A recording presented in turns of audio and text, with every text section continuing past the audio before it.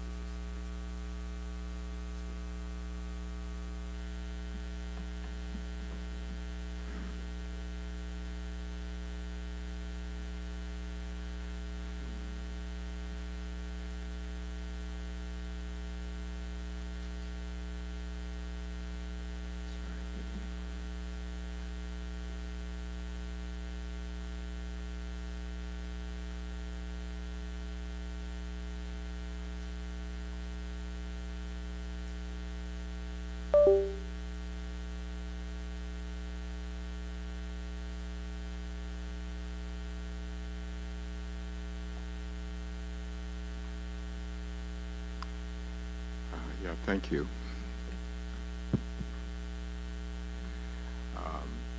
Whoa, sorry. Okay.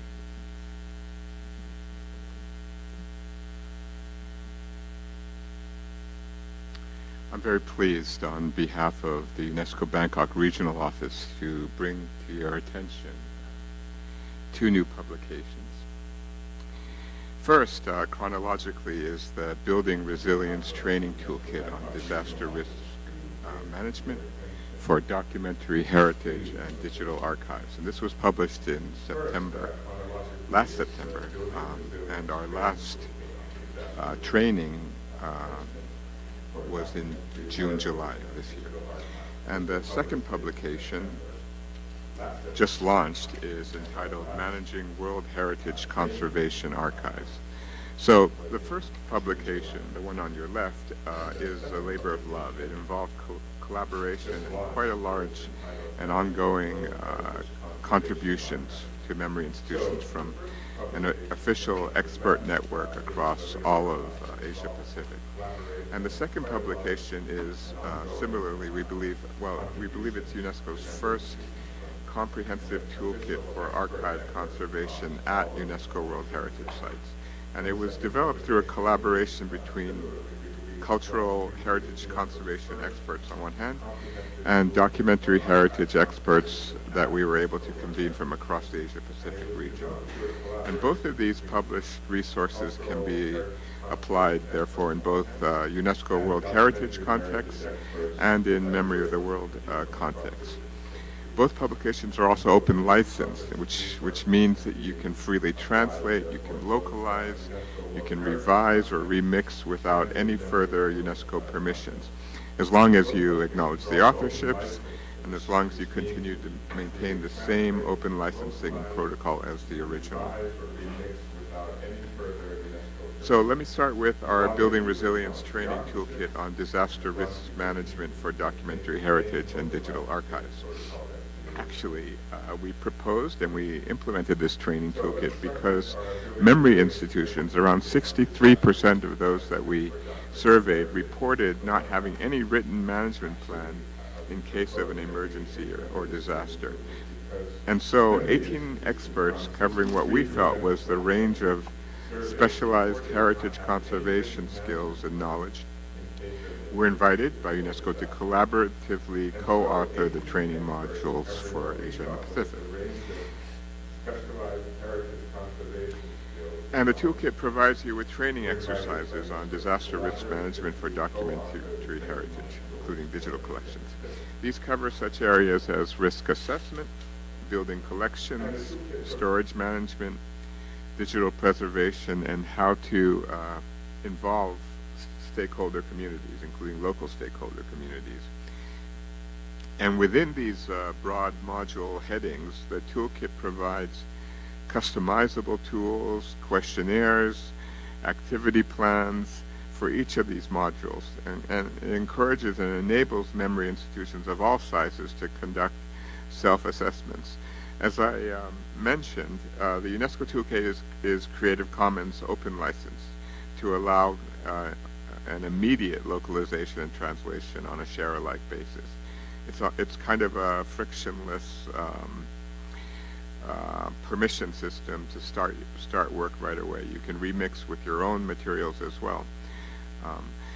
It features 23 case studies from over 12 countries. It features actually 290 pages, which were meticulously reviewed and edited.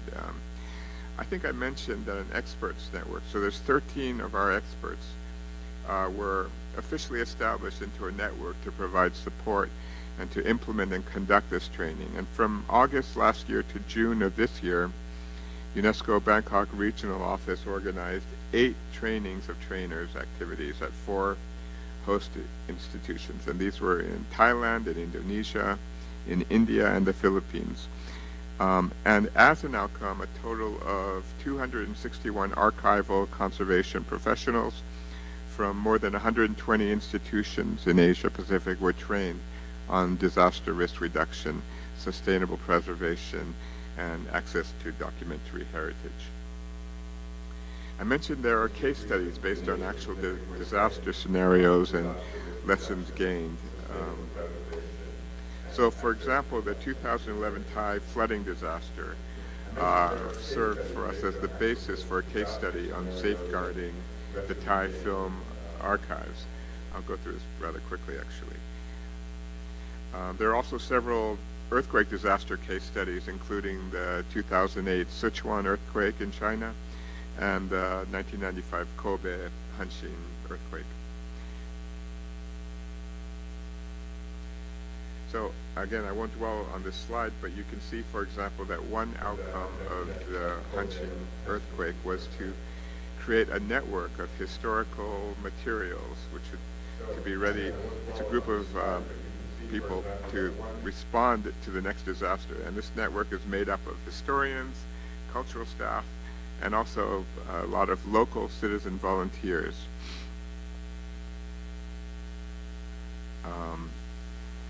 And I'll move on to the second publication. This is the just launched UNESCO publication on managing World Heritage Archives. As UNESCO's 211 Universal Declaration on Archives reminds you, archives are authoritative sources of information, and indeed, this manual aims to show how well-organized archives help to preserve institutional memory by documenting past decisions, methods, materials, so that future teams can learn from earlier work. And because archives act as a living record of memory, you may trace through them how a heritage site was imagined, transformed, evolved, and is cared for across generations. And these archival records, which take such a diverse form, as plans, drawings, photos, recordings, correspondences, etc., get pieced together to support conservation efforts. This publication aims to do that. The publication also reminds how archives also can enhance research and public knowledge by making records available for study.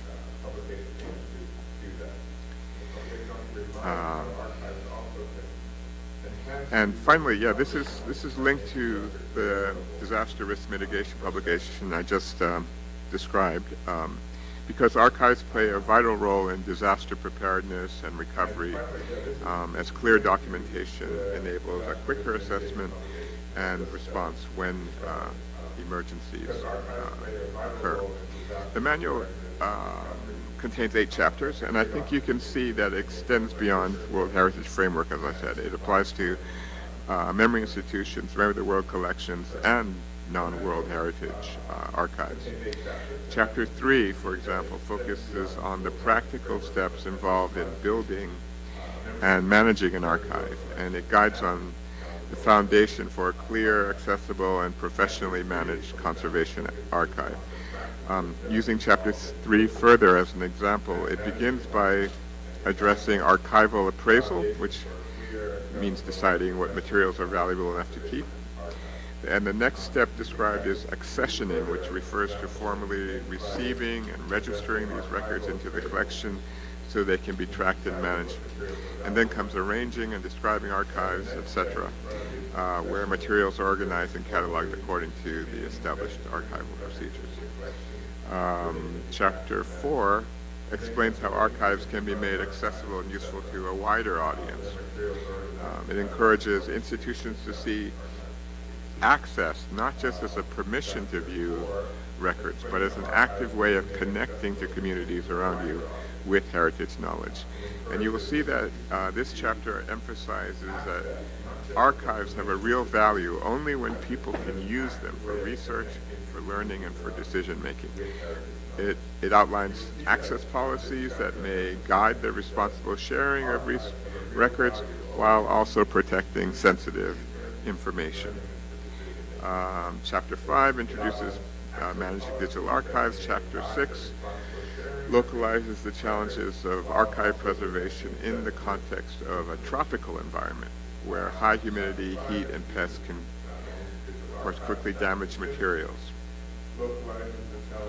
One good practice or case study is described in this publication is the Borobudur Conservation Archive, now available online through the Access to Memory platform, which allows thousands of historical records and photographs to be viewed globally.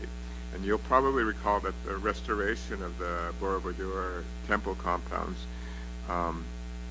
it shows how archives really continue to play a vital role in one of the largest and really the most complex restoration projects ever undertaken in Asia, where UNESCO was involved. The safeguarding campaign, which launched in 1973 for a full decade, supported by UNESCO, was to stabilize and restore the monument, which you may recall had suffered severe water damage and structural instability. And during the restoration, every stone of the temple was dismantled, documented, cleaned, and carefully reassembled using the traditional method known as anastylosis. And each block was numbered, they were recorded, and this in turn created an enormous new body of archival material, drawings, photographs, field notes, conservation reports. And these archives now serve as the foundation for the ongoing monitoring of the site. They help track stone deterioration, they help manage environmental data, and support decisions about maintenance and about risk prevention. So this case study demonstrates that conservation archives are not just records of the past, but active tools for managing and for sustaining heritage into the future. So the manual is now available at the UNESCO Digital Library, and you can also access it via the QR code that appears on this slide. Translations into Chinese, into Russian, into Thai, into Khmer, and to Bahasa Indonesian are in progress. UNESCO Bangkok will encourage further localization and translation across the Asia-Pacific region of both of the publications I've mentioned. And you're most welcome to contact UNESCO Bangkok if you're interested in collaborating or on supporting that together. So we encourage heritage institutions and archives of all sizes to apply and adapt the manuals to their context. So as a quick summary or wrap-up, these two publications of the UNESCO Bangkok Regional Office are solidly complementary. Together they cover quite a wide range of conservation practices and disaster risk management. A second takeaway is that they can be applied in both UNESCO World Heritage and in Memory of the World context. And finally, both publications are open license, which means you can really translate, localize, remix, even with your own content and multimedia, without any further UNESCO permissions required under the conditions of a Creative Commons license. So thank you very much for your attention. 감사합니다.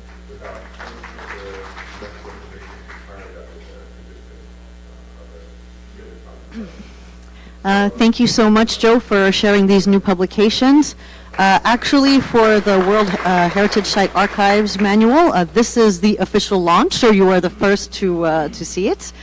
I've had the opportunity to contribute to it and have a look at it, and while it is the title and content is specific to archives, and there are some sections that are specific to World Heritage Sites, the manual can actually be applied. Lots of sections can be applied to any archive. As for the other publication, the Building Resilience Toolkit, I've actually been applying it myself in documentary heritage workshops. One great success has been the disaster imagination game. So the training toolkit provides you with these tables and then things that you can distribute and do with your colleagues to build capacity in disaster risk management. So I'd like to invite you to download them and use whichever parts are suitable to your cases. So thank you so much. Thank you, Joe. So I am pleased to ask my colleague and chair, Dr. Kwee-bae Kim, to take over for the next session, which is going to be our discussion sessions that will last for the entire afternoon. So thank you so much. Kim to take over for the next session, which is going to be our discussion sessions that will last for the entire afternoon. So thank you so much.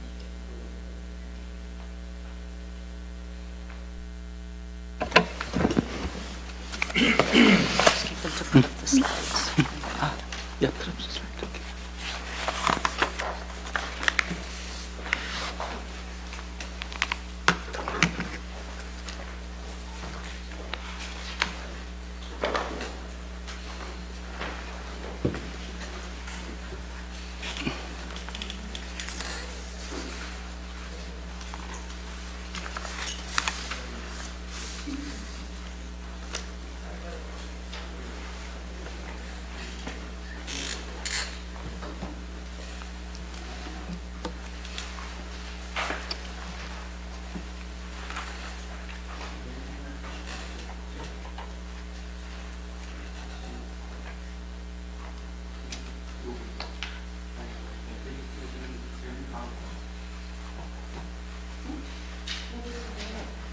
이거 아니지? 이거 아니지?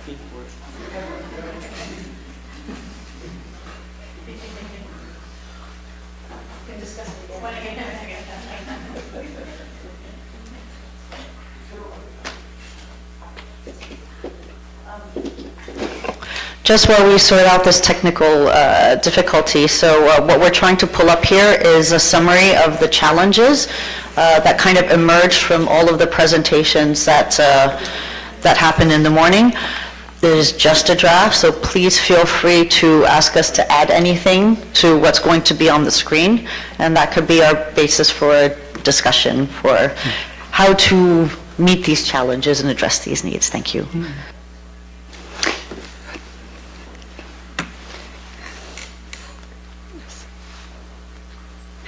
Okay.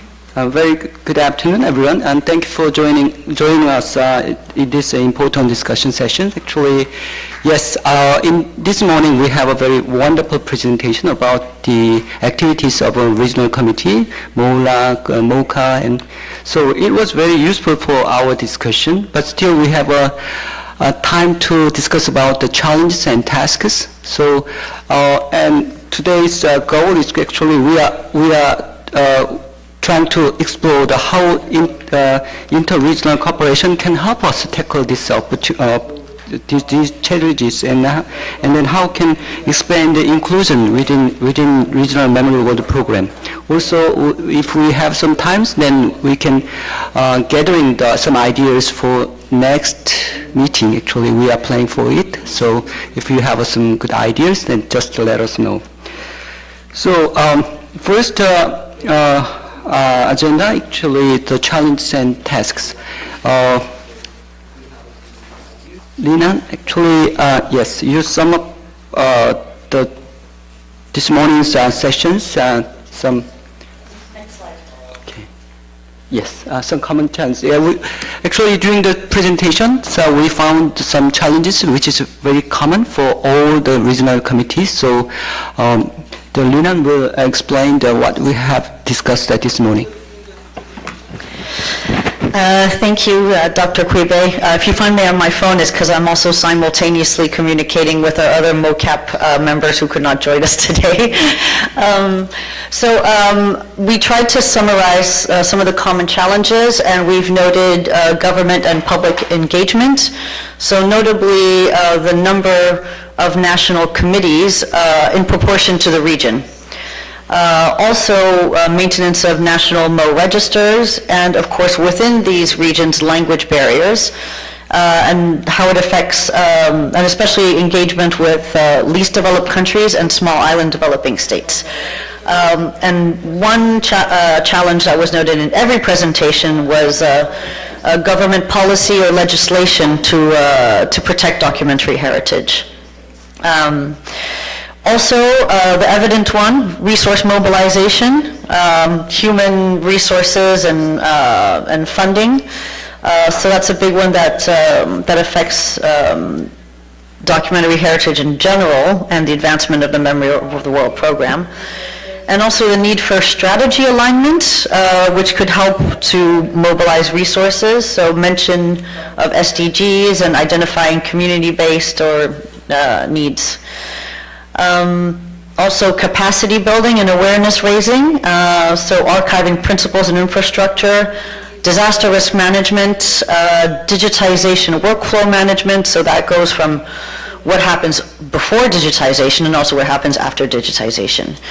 And adaptation to emerging technologies, just as Mokhar mentioned, once one technology finishes, a new technology emerges, and readaptation.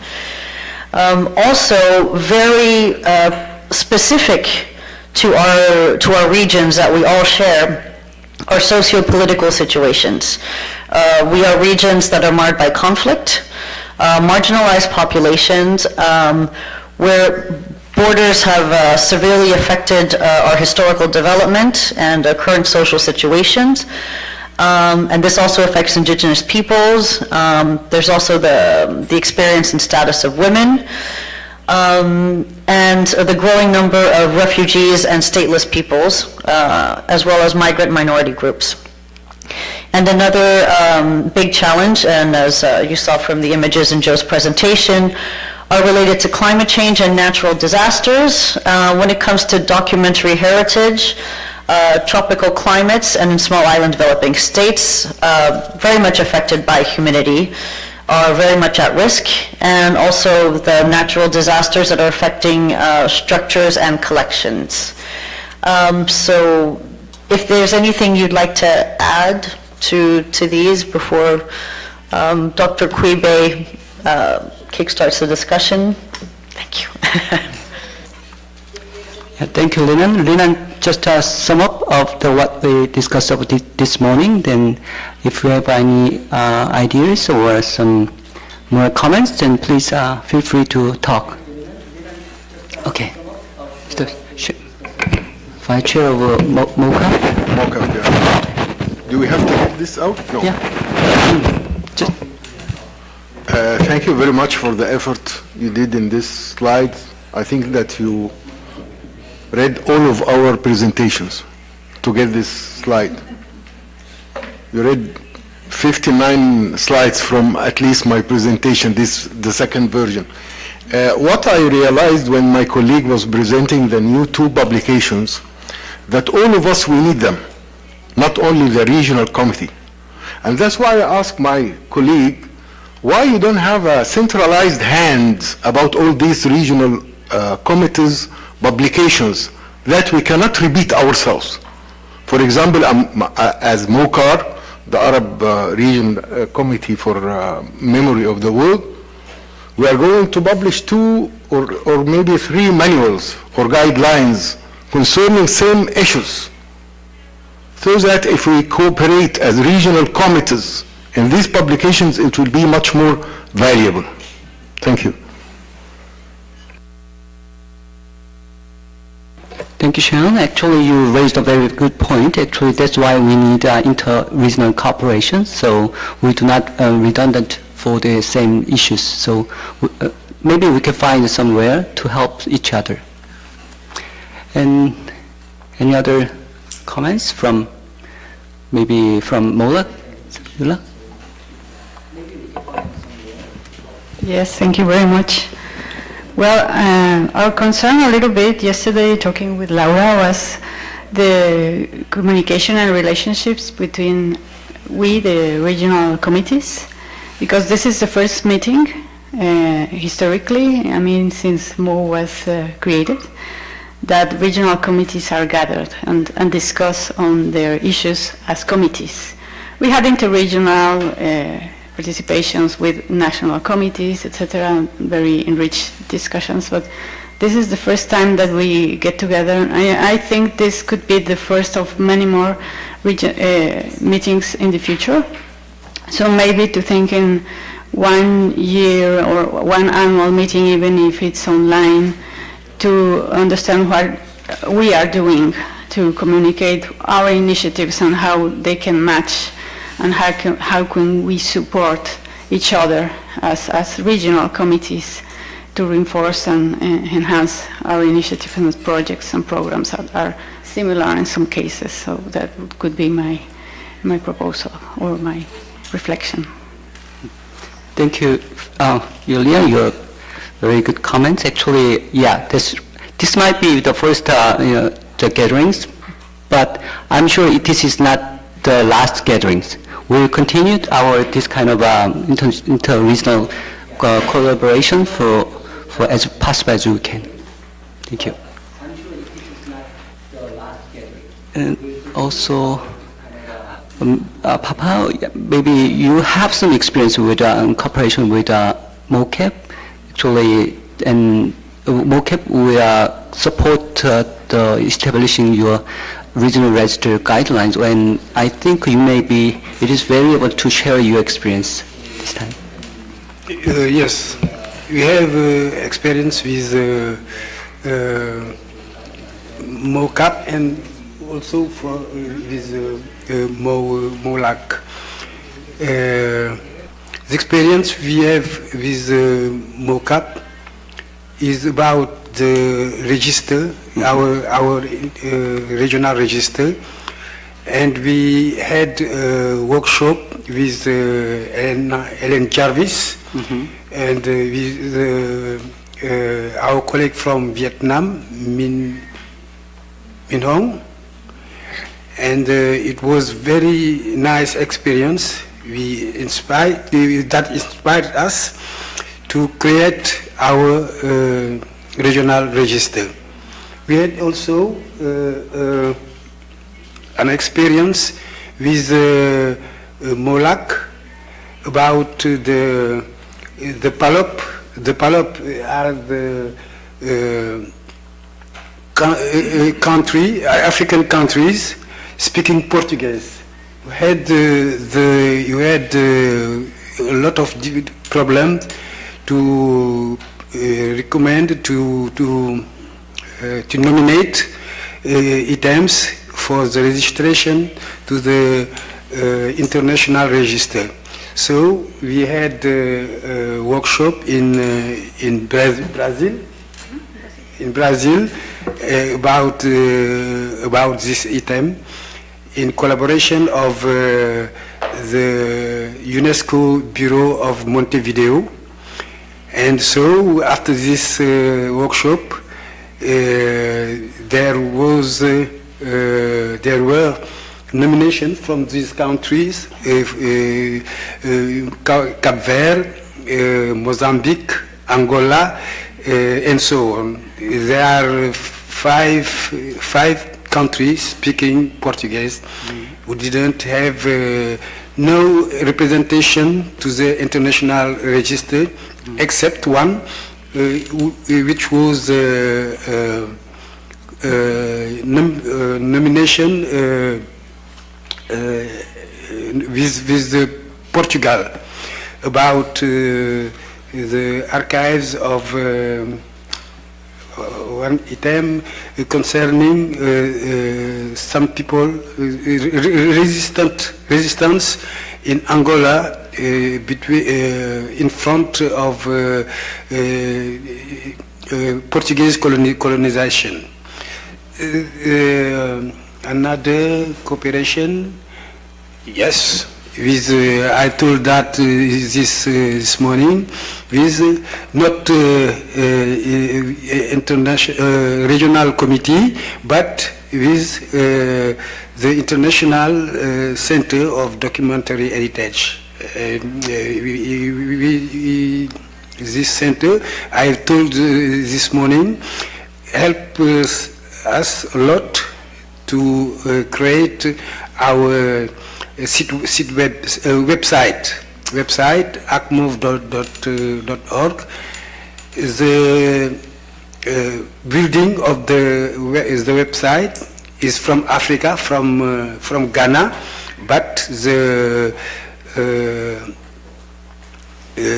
purchase of the domain name is from ICDH for 10 years. Okay, for the cooperation there was that maybe I forgot someone, but these are the main item of cooperation. Yes, thank you, Papa.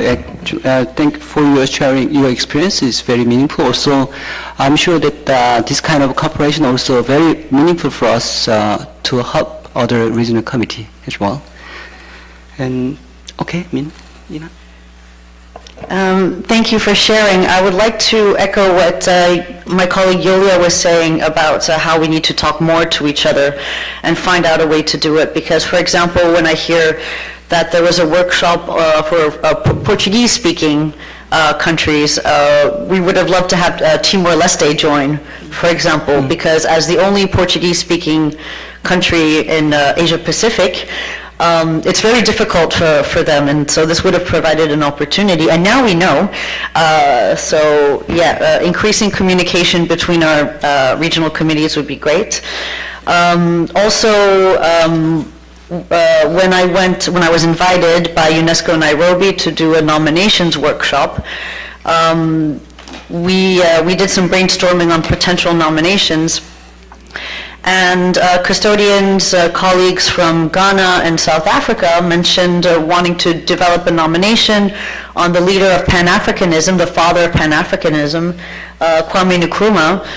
And then by me being there from Asia Pacific, we made links with leaders in Ho Chi Minh in Vietnam and Sukarno in Indonesia. They actually all worked together against colonial powers and to gain independence for their countries together. So in these exchanges, we can actually enrich and globalize our documentary heritage. So if we can keep this momentum, it would be really great. Thank you. Okay, Yulia first, and then Hong. Sorry, Okay. again. Yes, I have a comment in this sense also, because I think, I repeat that we need to deepen the relationship between regional registers, as you say, Papa, to present joint nominations, but also to avoid isolation, because as we see in MoLAC, we have registers from 2002.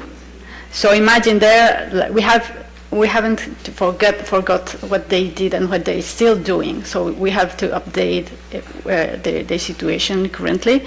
But also to avoid isolation is to link them, as you say, with other registers that are similar in other regions and even in the international register.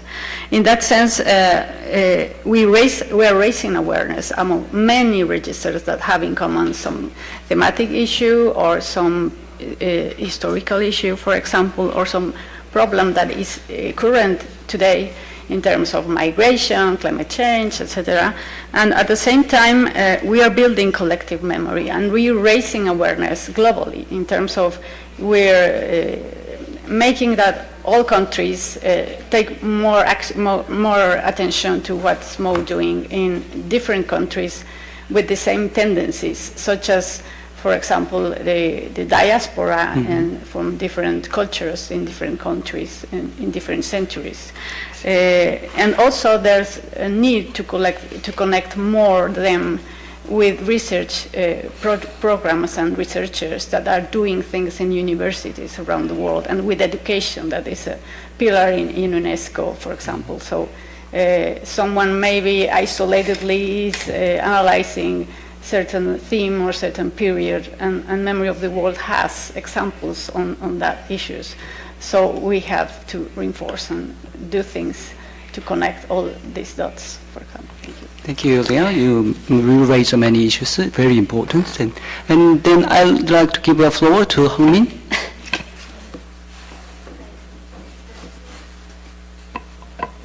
It works. No. Yes.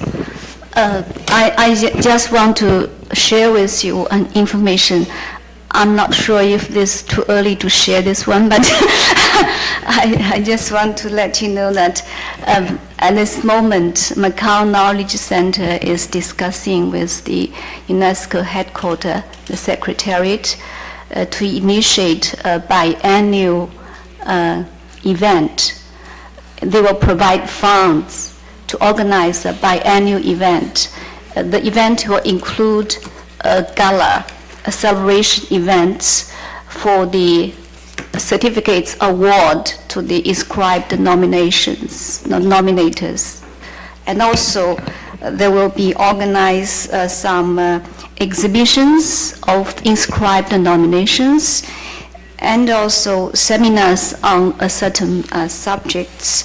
And the Macau Knowledge Center is working with the Galaxy Group. Yeah. They will provide funds for the countries that not have good funds, are not very well resourced, to come to Macau to attend this event. I think this is a very good opportunity, and also will provide a very good platform to attract the attention of the government and the media, and also to promote MoW program in general. I think that compared with other heritage programs, MoW the visibility needs to be enhanced. I think this event will provide a very good opportunity to do so. So this is just information to share with you. This is still on the consultation discussion period. I hope that you can support this program and to make it come true. It will be a very good one. Thank you. Yeah, Papa. I would like to complete my colleague Hong Min about the knowledge centers, because they're face to the utilization of the Memory of the World logo. Okay? I think that if we can recommend at the issue of our workshop to propose that knowledge centers could use the logo Memory of the World, if I'm not wrong. I remember that the problem was raised in Macau and in Beijing also, it would be very encouraging to allow knowledge centers to use the logo of Memory of the World, the program. I think that to promote this important instrument, to promote the international register and the properties inscribed to the international register at the global level should be interesting and will allow to create a great number of knowledge center. Thank you. Thank you, Papa. Actually, he raised a very long-standing issues. Actually, you know, the Knowledge Center is very useful for the advocacy, for the memorial program, but in fact, Knowledge Center is not actually officially adopted in the UNESCO frame, so this is quite a delicate issue. So I think maybe Joe or Jan may have some comments or any guidance how to deal with these issues. If you wish, then.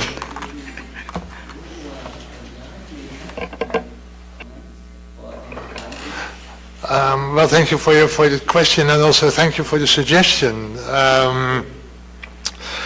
I can't come with an immediate solution, I'm afraid. I know that UNESCO is very reluctant to give organizations that are related to UNESCO, but not really UNESCO institutions, to give them the right to use the any UNESCO logo, including the Memory of the World logo. At the same time, we know that the MoW logo has become a strong trademark, a strong way of showing the program, and I think it's completely appropriate to try to get permission, at least to have it to the category 2 center like ICDH, and possibly also to the knowledge centers. It may require some legal things that can be solved by legal affairs at the UNESCO headquarters. But I think it's a very good suggestion, and let's try to move forward with that. Then, Joe, you want to take the floor?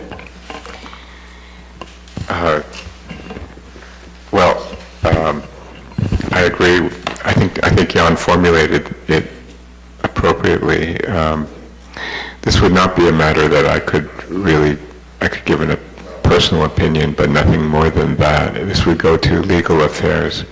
But broadly speaking, this would be something decided by member states, except for some exceptions that might be concluded by UNESCO legal affairs. That does not mean that it isn't a good suggestion. I think we can formulate some inquiry or questions to my colleagues in headquarters on this subject. I think it's worth exploring. But yeah, I'm not authorized or in a position to give a very informed answer on this question. Thank you, Joe. Actually, okay, Jan, please. If I may, I'd like to react on what Hong Min just told about the initiative from Macau about organizing a biannual meeting for the regional committees, if I understand correctly. I think it would be a great initiative. And I'm also reacting to what Sharif just said about the position of UNESCO coordinating initiatives and activities that are taking place at different parts and not redoubling the work. And I think you should realize as regional committees the autonomy that you have. If you want to try to organize something like that on the level of UNESCO itself, it's going to be very bureaucratic and time-consuming and all kinds of restraints and obstacles and so on and so forth. The regional committees have a large degree of autonomy, so they can organize things in a way they think is the best, and they don't have to work with the MoW secretariats, or of course it has to be informed, but they don't have to follow exactly the guidelines for UNESCO activities.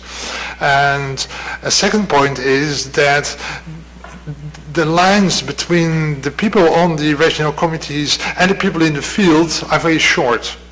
And if you think of the IAC or the Secretariat, then it's an extra step. They work at arm's length of the real problems. And the real problems that you face when you're talking about risk assessment or about restoration plans or whatever, the people in the field know best. And then it comes to the regional committees or the national committees or the regional committees. And I think for just doing the best kind of work, it works best to keep the lines as short as possible and use each other instead of using something above of that.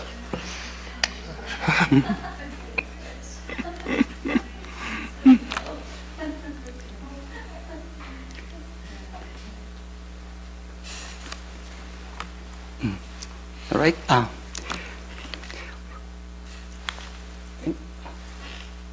You know.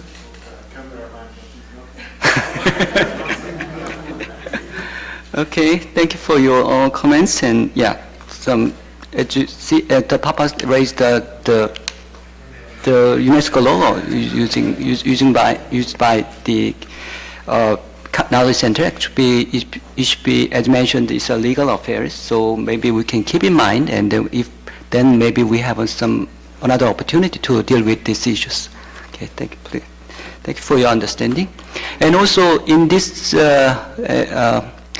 place, actually, we have a very important category to center. You know, we raised lots of challenges and tasks, and we need help and support and inter-regional cooperation. So maybe I think ICDH, as you mentioned, Papa, he referred to some support from the ICDH, so establishing the website or something. So I'd like to give a floor to the ICDH to say something about how to cooperate with the regional committee, or maybe your some future plan to involve in the Memory World program. That will be very helpful for our discussion.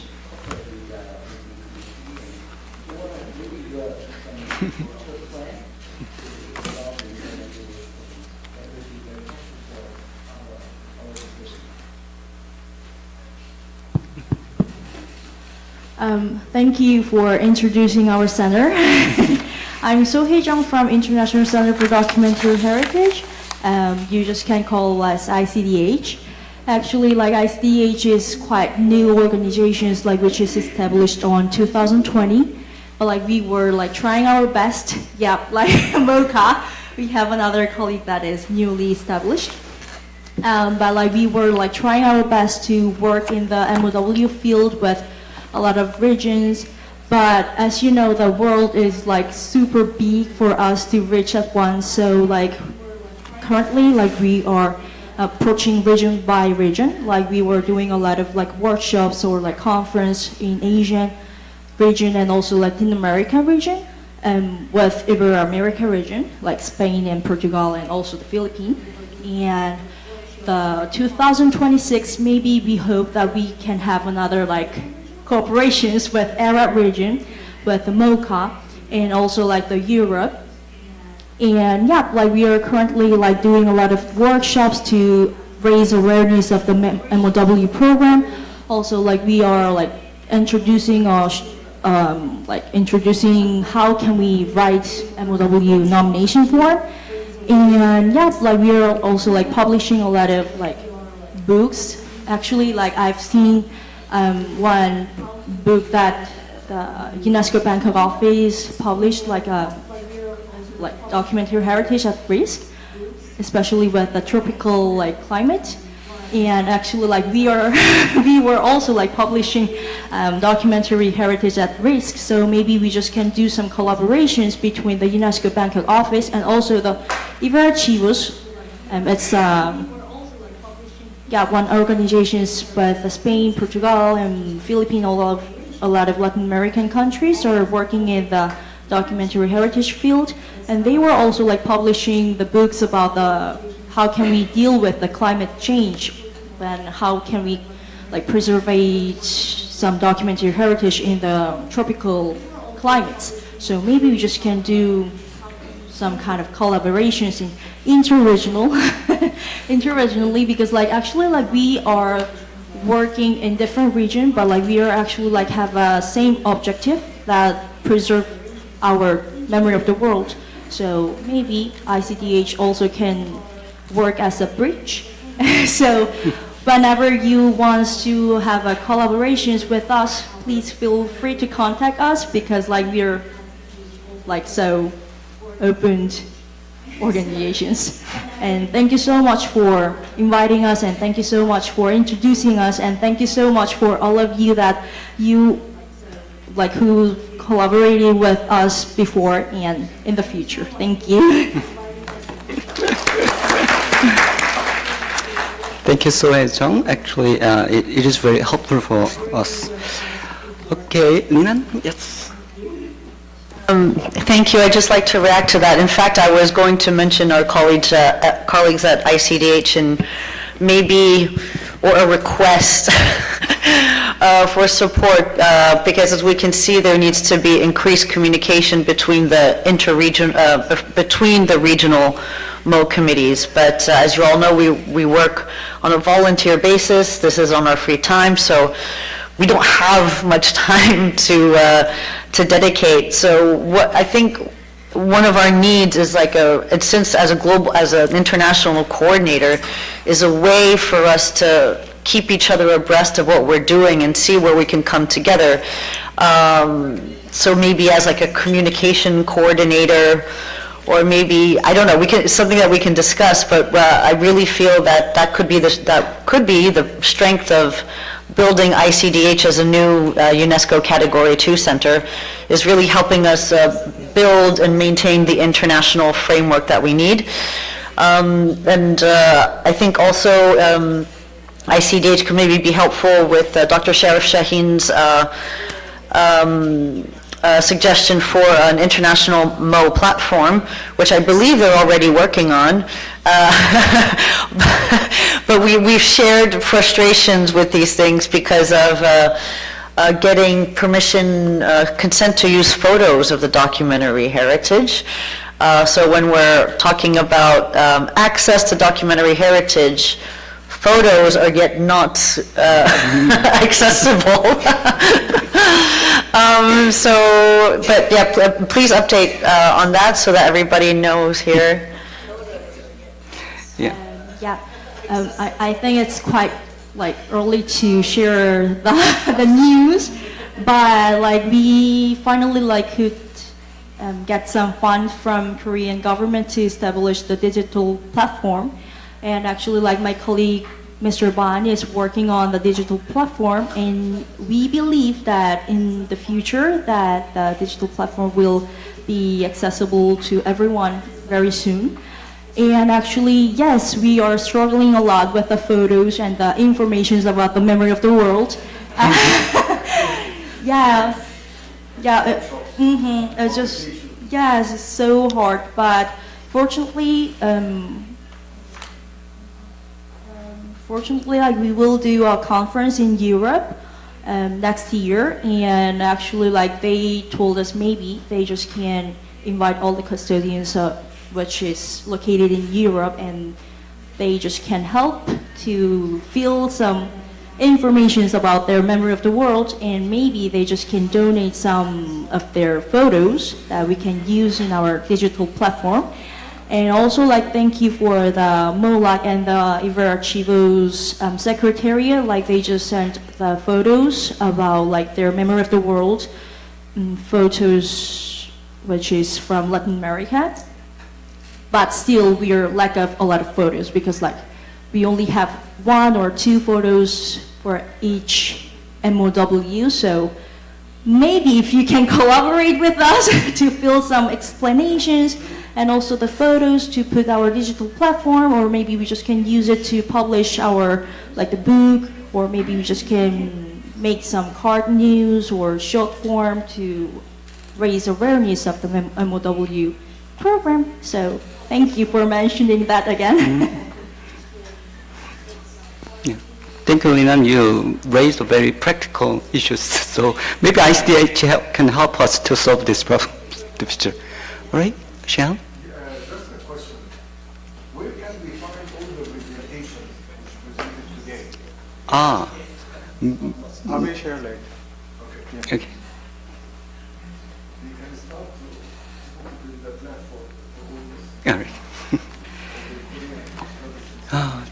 Thank you, everyone. I think we've gathered valuable ideas on inter-regional cooperation and also challenges and tasks. So if there is no more comments, then, before moving on, I give you a floor to Papa. Thank you. I forgot to mention that ArcMove had the beginning of collaboration with Arab group, yes, but it was informal. It was during the conference Alula on Paris. ArcMove gave communication about the interaction between the documentary heritage and sustainable development. It's very important. Yes. Okay, I wanted to say that, and I believe that this cooperation will be more. Thank you, Papa, for reminding us the very best practice. Okay, Yuela? Just a specific issue in relation with, for example, the registers that are uploaded in the website. The MoW website is part of UNESCO website, so I don't know, it's a question if UNESCO Secretariat or is needed like a memory of understanding with the institute in terms of using the information that Memory of the World uploads in the internet, because they are publishing also the same information that is great, that we can have this mirror, you know. So if, for example, next week we are going to assess the nominations of this year, and we have to upload the new nominations on the website. So they can download them and publish them. I think it's perfect, but I don't know if we need a permission of UNESCO Secretariat or in general to do this. I mean, and they or any other institution that can duplicate this information and spread it around the world. It's raising awareness, but it is possible. I mean, it's a question. Well, you should be, yeah.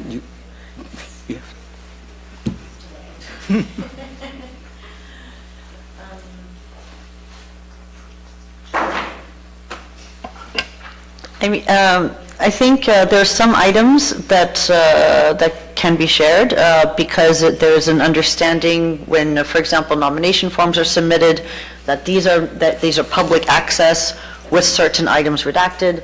So there's that, but things like the photos are just much more complicated. Even though it's on the UNESCO website, it is still owned by the owner or the custodian, and permission was given to UNESCO. So any related forms really pertain to usage exclusively in a UNESCO context. So it's even a gray area. For example, if any of us are presenting on behalf of MoCap, and we're not UNESCO staff, so I find myself as well having to look in Creative Commons or Wikimedia Commons just to make sure that the image I'm using, I'm allowed to use it.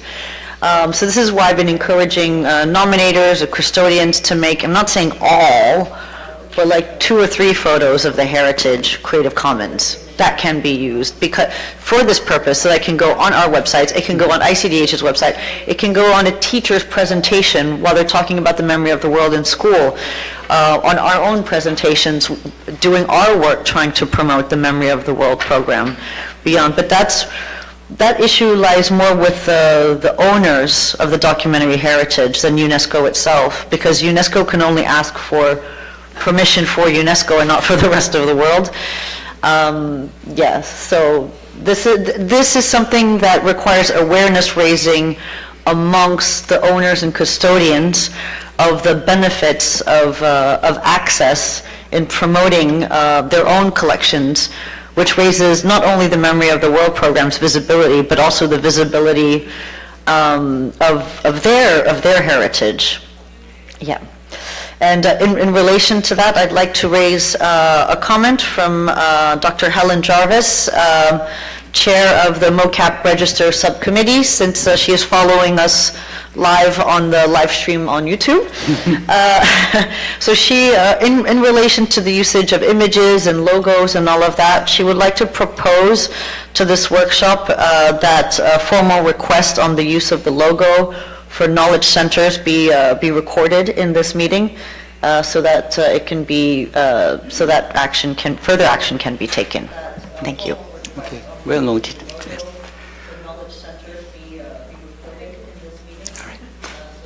Thank you. And any other comments? Okay, Shane.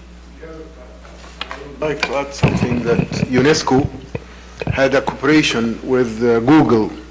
There is a special platform to provide basic information and color images for each inscription provided by all countries. What I really need to simplify this data for children. There is, as far as I can remember, there is a booklet or electronic interactive book for teachers and for children by Memory of the World program, but it's not that rich information that we can provide for our children. We need to help this generation, computer generation, AI generation, to be related to their heritage in different countries. And I suggest, because we are representing the regional committees all over the world, to work in this area by all languages we have, like mobile application. You can use it by tablet, by mobile. You know, all the new generation, they are not depending on papers, on books, printed books. They need electronic media, and we have, but it's not available, it's not accessible, it's not even easy for children to use. Thank you. Thank you. Thank you very much. And yeah, yeah. Yes. And I fully support what you're saying, but it may be useful to point in this group also at the school kit that is already there. It's very elaborate and very useful for primary and secondary schools. And it has 5 chapters, and it's very long, but it can be downloaded from the subcommittee on research and education pages. And I think for some parts they're so large that you have to ask Lothar Jordan to give you access to these files. But they're very useful. And then I don't think not many people know that they are existing. So that's why I would like to point it and bring it to your attention. Thank you.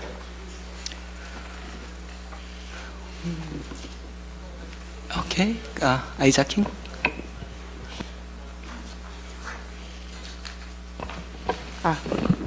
Can you ask questions or just comments? Questions as well. I have actually some questions to Mr. Jan Bos. You mentioned a few very interesting things. One of them is about this absence of a European sub-regional committee. Is it going to be established whenever? The next question, it was mentioned in your presentation that there should be different or new approaches to contested documentary heritage or nominations. What kind of approaches are considered now, if there are so? And one more thing, which I think it's increasing influence of artificial intelligence, yeah? And talking about this AI-created fake documentary heritage, are there any procedures or mechanisms how to deal with that, which are already officially established It's maybe in the guidelines or somehow stipulated. Thank you. Well, let me say that I pointed at these questions because there are no easy answers. So I'm not going to give you any answer now. You will understand.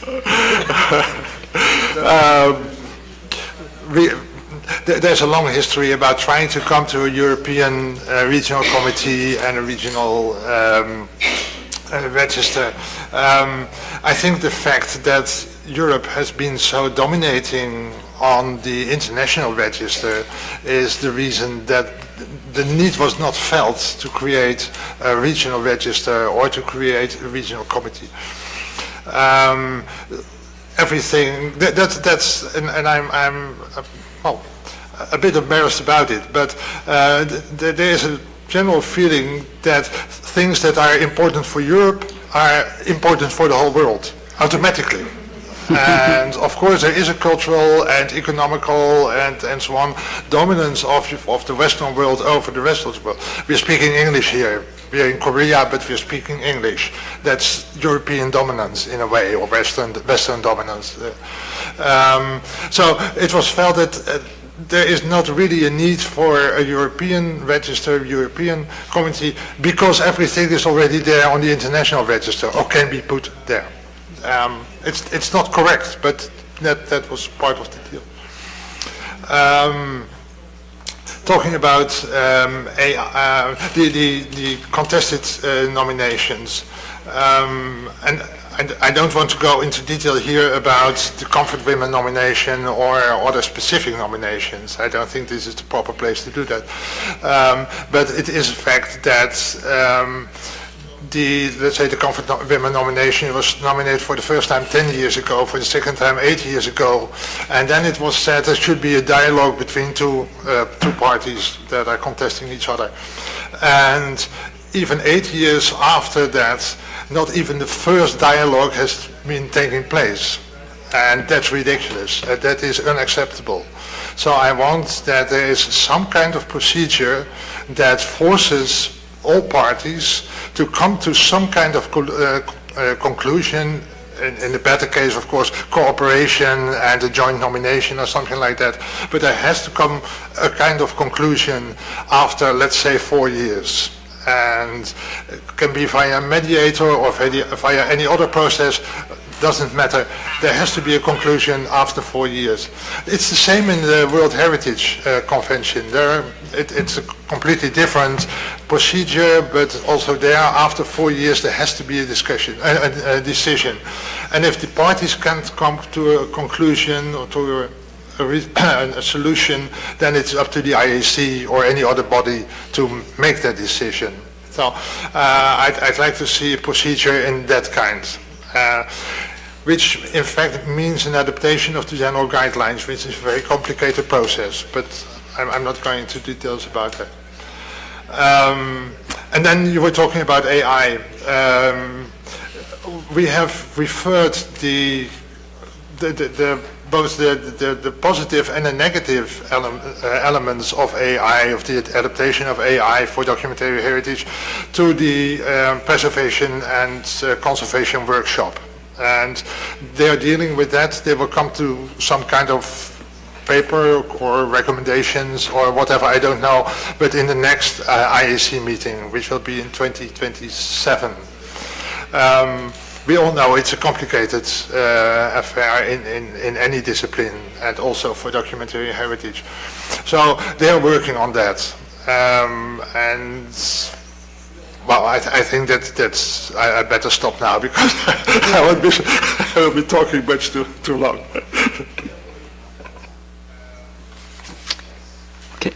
Okay, Lina, would you summarize what we have discussed in this session? Yes, before we summarize, I just have one reaction to the European Regional Committee, or lack thereof. So wouldn't, and I'm just thinking out loud here, I'm not sure what happens at the IAC when something of Asian or African or Arab or Latin American significance comes to the IAC. If there are instances where it is said, oh, well, this is more of an Asian regional nomination, so it should go to MoCap. Oh, this should go to MOLAC. So wouldn't the European Committee be helpful in that sense? Because since there is no European Committee, for example, if something's more of a French and Luxembourg significant, because there is no European Committee, it all of a sudden, because there is no European, it has to go on the international register, it has to be global. So I'm wondering, I think actually having a European Committee may, this is me thinking out loud, help with the global representation, because I'm not sure how it happens, but if things get tossed to MoCap or MOLAC registers, if it's not global enough. Well, you're absolutely right. I can't say too much about the internal affairs of the register subcommittee, but one of the possible outcomes of the assessments that they make is that it's referred to that a nomination is referred to a regional register. So a nomination that comes, let's say, from Vietnam, and we say it has regional, the RC says it has regional significance, and that's their recommendation to the IAC, and the IAC follows the recommendation. Then it's referred to a regional register, so to the regional committee to decide about it. Mm-hmm. And it would be exactly the same if there were a European register, yes. And now sometimes they're just rejected because they don't have international significance. They do have European significance, but that's not enough for the international level. But in other cases, it is said, well, if there were a European, okay, it would better be there, but we can also identify some international significance, etc., etc. So it will be recommended for the international one. Thank you. Professor So? Yeah. Are there any? Professor? Okay. I'm talking about the inter-regional cooperation on pertaining to the development of the Memory of the World program. I think it's a little bit curious and surprising to see few mentions about the International Journal of the Documentary Heritage was made. When we were talking about the establishment of digital platform, I think we have already a preceding platform that is called a journal.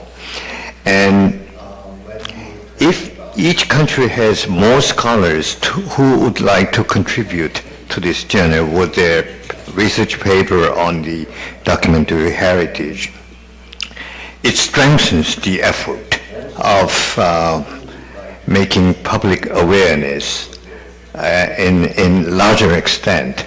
Actually, I think it has more effect to reckon the public readership about the significance of the documentary heritage rather than many times of exhibition or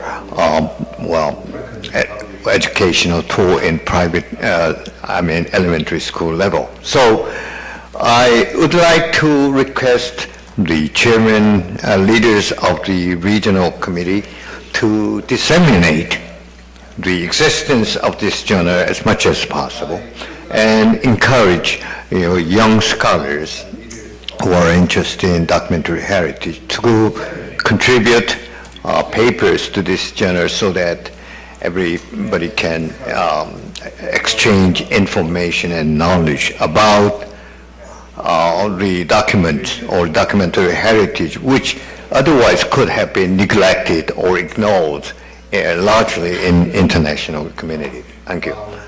Thank you, Professor. Actually, he raised a very important issues. Actually, ICH Journal actually very powerful tool to enhance the public awareness actually, but still we need some difficulties to collecting the articles, and so yeah, as he suggested, please to the leaders and regional committees, please disseminate these issues to you in your region. Thank you. So, yeah, if there is any more comments, then Linan? Huh? 1 minute. All right. And all the world. In 2007, there there was a project called WDL, World Digital Library. World Digital Library. At that time, I was the chair of the National Library of Egypt.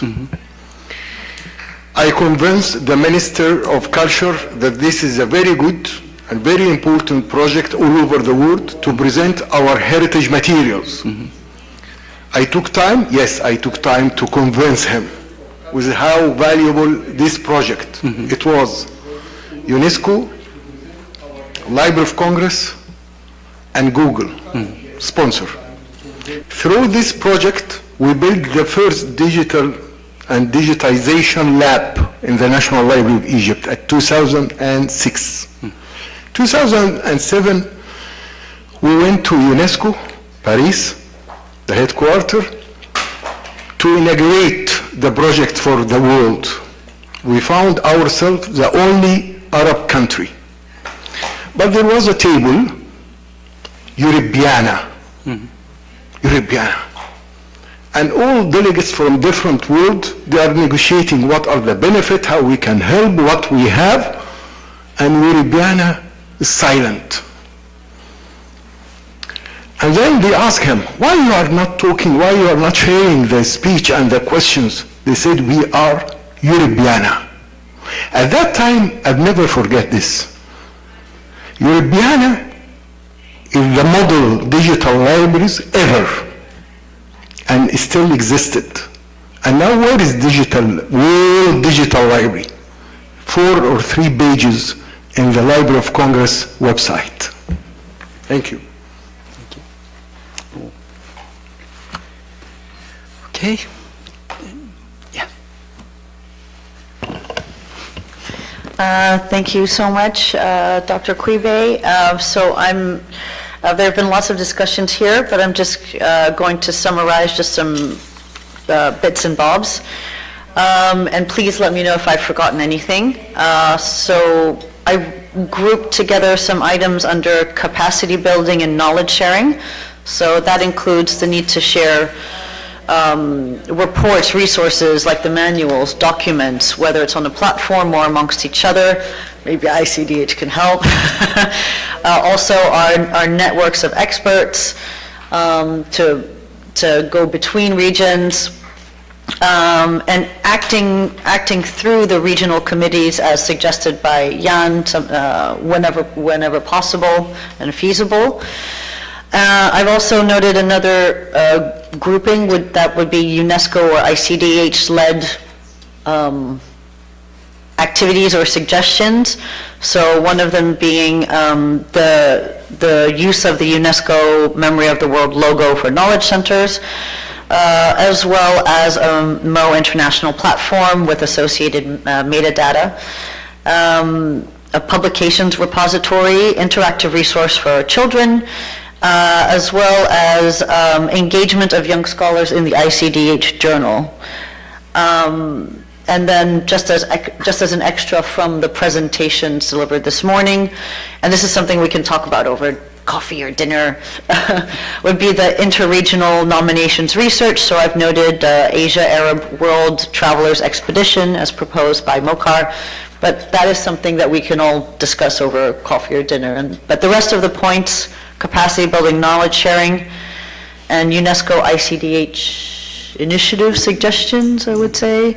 If I've forgotten anything, please let me know, and we'll compile that for all of us to have a look at. Thank you. Thank you.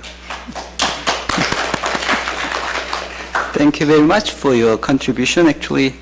Then let's move to the second topic, which is very timely, actually.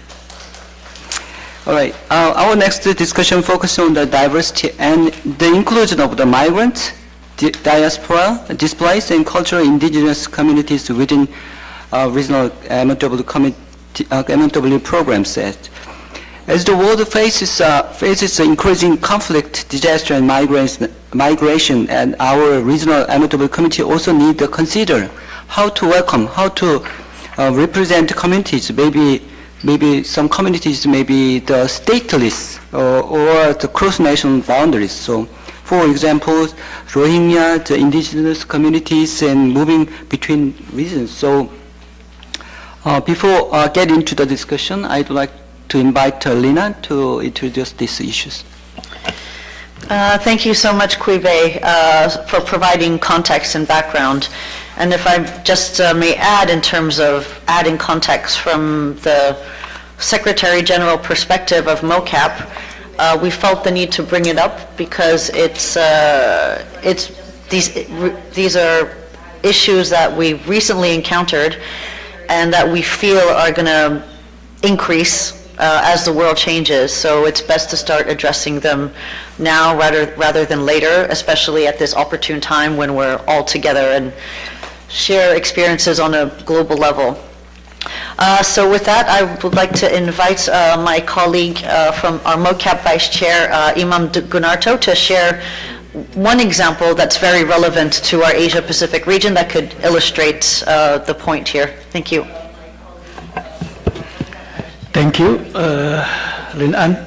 Thank you, Chairman. Dear colleagues, one of alternative solutions is to strengthen and expand regional MoW committees and create thematic collaboration centered on specific shared stories or issues. Regional committee like the new one established like in Arab region can better address local context, resource disparities and unique preservation challenge without the political pressure of the global stage. Thematic collaboration can unite institutions based on shared interests like colonial history, indigenous heritage, post-conflict archive, rather than political geography, fostering a more focused to less contentious approach. I would like to share an example about the issue documentary heritage concerning of the Sea people in Indonesia and ASEAN countries. This issue is very highly complex, primarily due to their vulnerable citizenship status, oral tradition, and the impact of modernization and development. More than 1 million Sea people spread across of ASEAN countries. Like Sea tribe inhabit in Rio Islands, Esko Sumatra in Indonesia. Bajo tribe live in the Sea of Sulawesi, CS Nusa Tenggara, and Sea Kalimantan Island in Indonesia. Selector people, Kuala people, and Stripe people inhabit the water in the coast around Johor, Malaysia. Sea Gypsies or sea nomad inhabit the water in Sabah and part of the Philippines. Moken tribe or Chaole Sea people inhabit in the water of Mergui Island in Thailand and Surin Island in Myanmar. Also, we can find Sea people live in the round of water of Singapore. At least we have 3 problems related with the Sea people. The first about the citizenship status and documentation. Many Sea people communities lack of birth certificate, family card, or ID card, especially those who live in nomad life at sea. This status makes it difficult for them to secure basic rights and effectively render them stateless. Due to the lack of the official or state document or official identification, many aspects of their life is not recorded in state document, such as population census or official historical record. This creates a significant gap in the formal documentation heritage related to their communities. Their unclear citizenship status has been used as a pretext for demolishing the homes of the, for example, for the Bajo tribe people in some areas, erasing the physical traces of their cultural heritage. The second about the oral tradition and collective knowledge.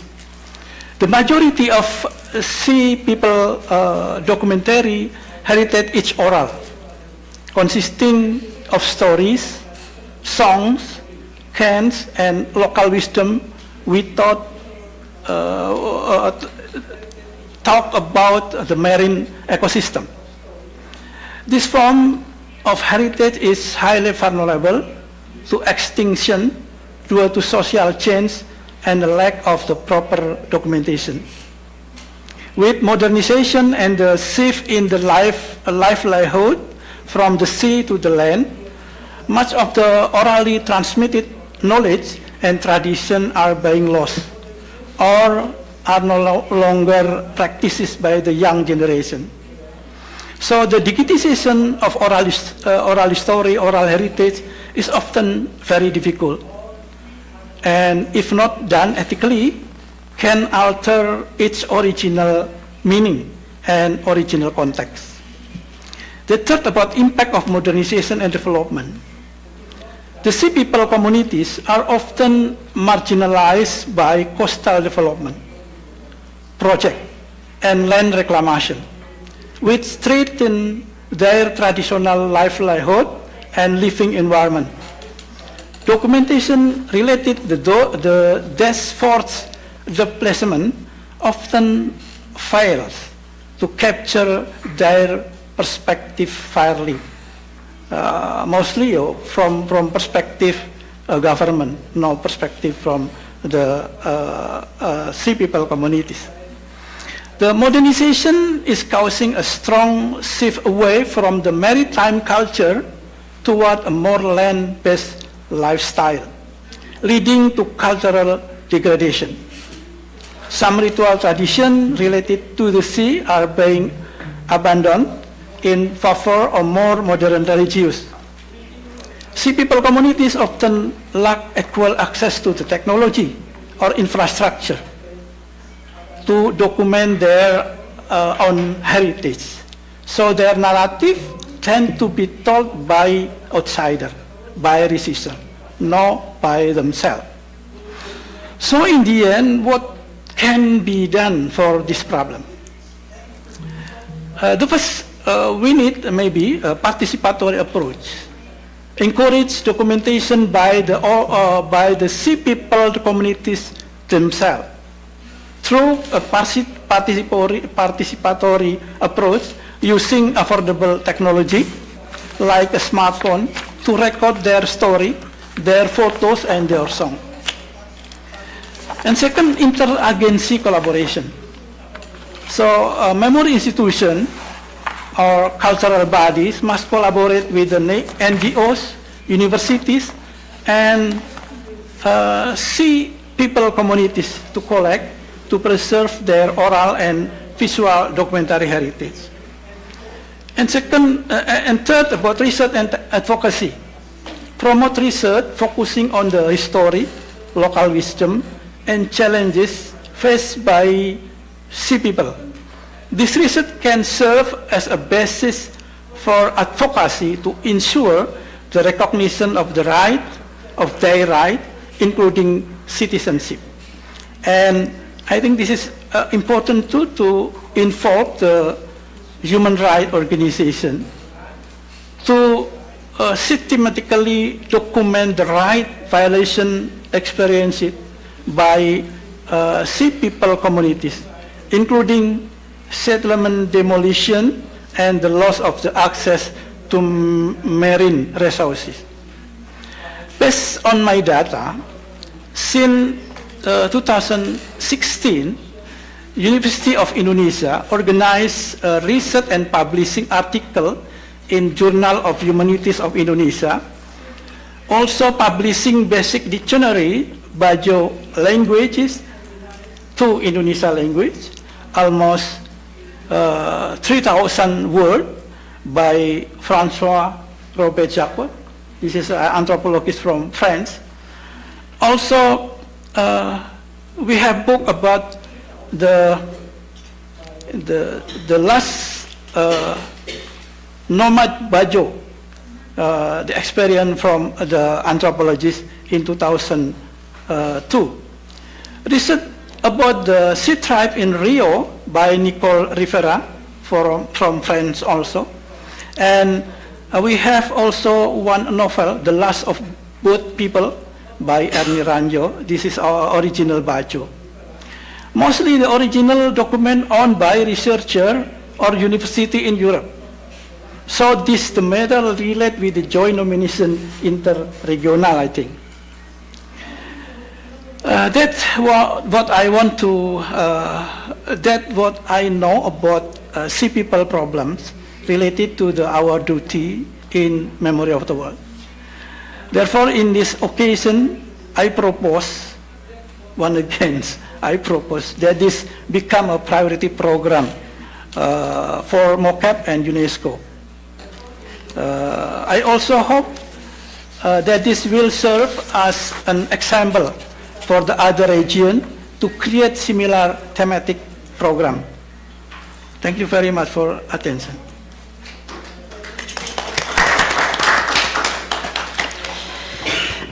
Thank you, Pak Imam, for sharing this example of stateless or nomadic people in Asia, which our program has encountered issues with in the Memory of the World program because of statelessness. So their participation in the Memory of the World program to protect this invaluable and disappearing knowledge has been problematic. We've recently been approached by the state of Hawaii as well, who want to nominate to the Asia Pacific Memory of the World program because that's where they feel their socio-cultural affiliation. So the example of the Sea Peoples, the state of Hawaii, are among many that we're starting to encounter more and more, as well as the Rohingya. And so I would also like to invite my colleague, Haga Sensei, to put this in a broader context. Thank you. So how we should address the stateless entity like Rohingya or Sea People or Kurds in Japan, or how we should address social cultural group different from their member state, as she said, Hawaii, which is culturally in Pacific but politically belongs to the United States. And I think, well, the concept of the member state is in essence refers to sovereign state. However, first of all, the notion of sovereign state is by no means absolute. Much like democracy, it is not an ultimate good in itself, but rather a relatively better form among possible instructional arrangements. And after all, sovereign state is a historical construct that emerged from the Treaty of Westphalia in 1648. So, because this concept of Westphalia, sovereign state or member state, is a modern invention that arose only after the 17th century, any memory of the world that originates from before this period fundamentally lie outside the framework of member states. For example, one of the oldest surviving copies of the Qumran, the Holy Quran, registered by Uzbekistan, represent a memory of the world that transcends the notion of sovereign states. And interestingly, today, however, this Westphalian system is becoming increasingly obsolete. Actors that transcend the framework of sovereign states have become central to our global reality, such as Amazon.com, Google, Microsoft, Samsung, Hyundai, Toyota. And in the near future, when considering the registration of documentary heritage related to, for instance, to Amazon.com, such nominations shall be made not by member state, but the entities that transcend the Westphalian concept of sovereignty. And in conclusion, the Westphalian sovereign state established in the 17th century is, in some respects, relatively new concept, yet in others, it has already become an old one. This means that we are now clearly living in a moment of transition. Hence, this is precisely the time when we must begin to acknowledge and embrace actors that exist beyond the framework of Westphalian sovereign state. In other words, beyond the traditional notion of member states. And this is why it is precisely in line with the theme of today's meeting that joint nomination and inter-regional connection and connections of the inter-regional connections, here we are culturally and historically even more important than member states themselves. And secondly, let us recall that the very essence of the Member of the World program lies in the non-treaty nature, which makes it fundamentally different from the World Heritage and Intangible Cultural Heritage Conventions, because it was the memory of the world was not bound by any treaty. Anyone could once submit a nomination for the memory of the world directly to the UNESCO headquarters in Paris, while of course application exceeding 2 per country are referred back to the national authorities. The original spirit of the MoW program was that of openness, the idea that every individual, every entity, regardless of nationality or status, could contribute to the collective memory of the world. And we must now return to and revitalize this non-treaty spirit of MoW and harness it as a force for the greater happiness and shared memory, not of the member states, but of all humankind. And lastly, some might criticize that Rohingya and other matters, might criticize these matters as being politically motivated. But please look at Japan. Japan was allowed to join UNESCO in July 1951, marking one of Japan's earliest steps back into the international community after the Second World War. And this happened before the restoration of Japan's sovereignty under the San Francisco Peace Treaty. Korea was not there, China was not there, of course, I know, but which was signed 3 months later in September 1995 and came into effect in April 1952. So it was clearly guided by a well-intentioned and benevolent political purpose. So Japan therefore expresses its profound gratitude for having been welcomed into UNESCO even before we had fully regained its sovereignty. Therefore, Japan hopes that the other entity, too, may share the same happiness of being welcomed into UNESCO regardless of their status as sovereign state. And that's all. Thank you very much. And most importantly, the tie I'm wearing is the beautiful and strong Andong Hanji tie that ties us all. So thank you, Andong City and KSI. Thank you. Thank you.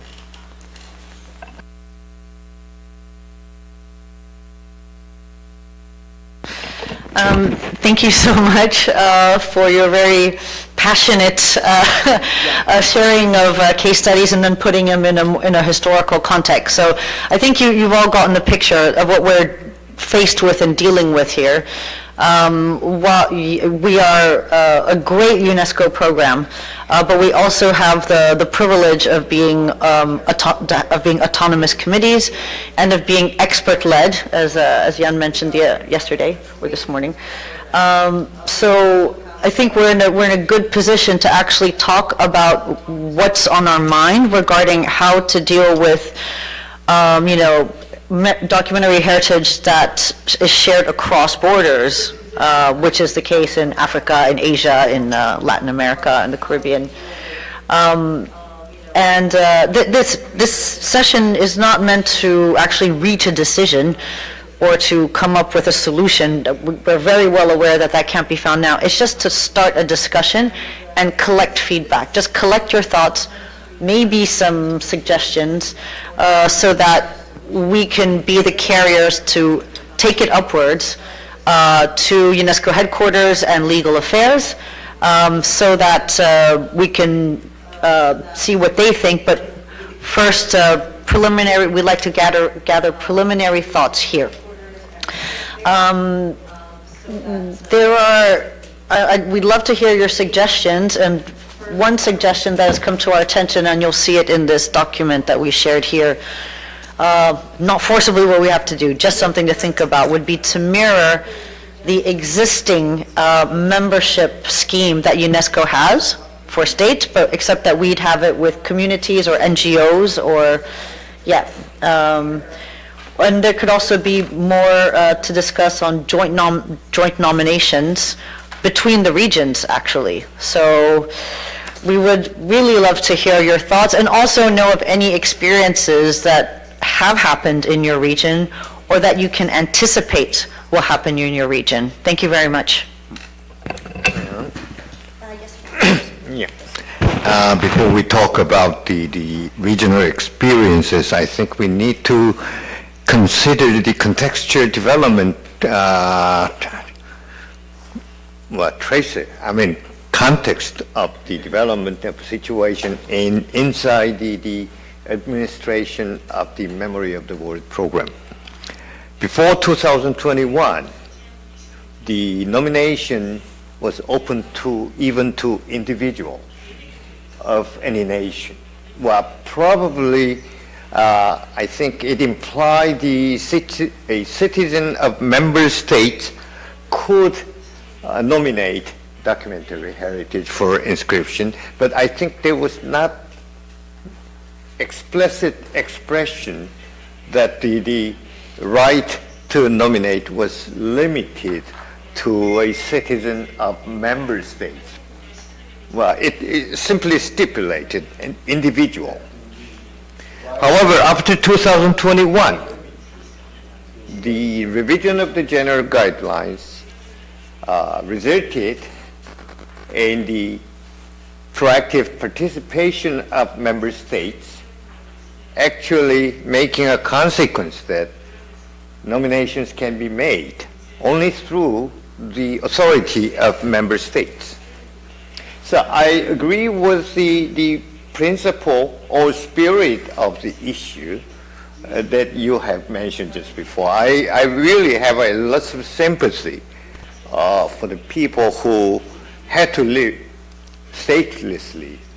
However, this is different from the administrative implementation direction of the Memory of the World program.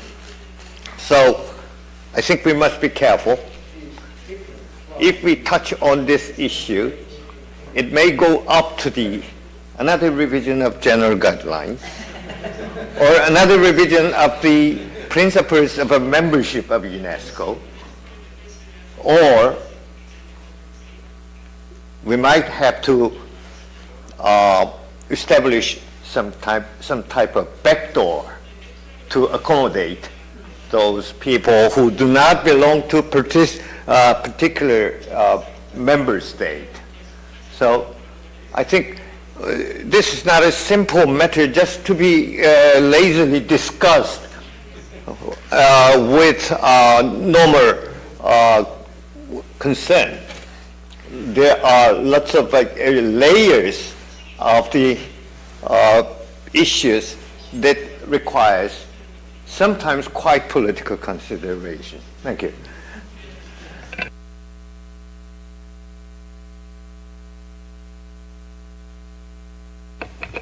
Thank you, Lynn. I would like to ask a question to Imam about what he calls sea people. Are they different of boat people? And they are moving to for other countries, or they live together in the sea. I don't know, because there is another problem, another phenomena which is new in Africa.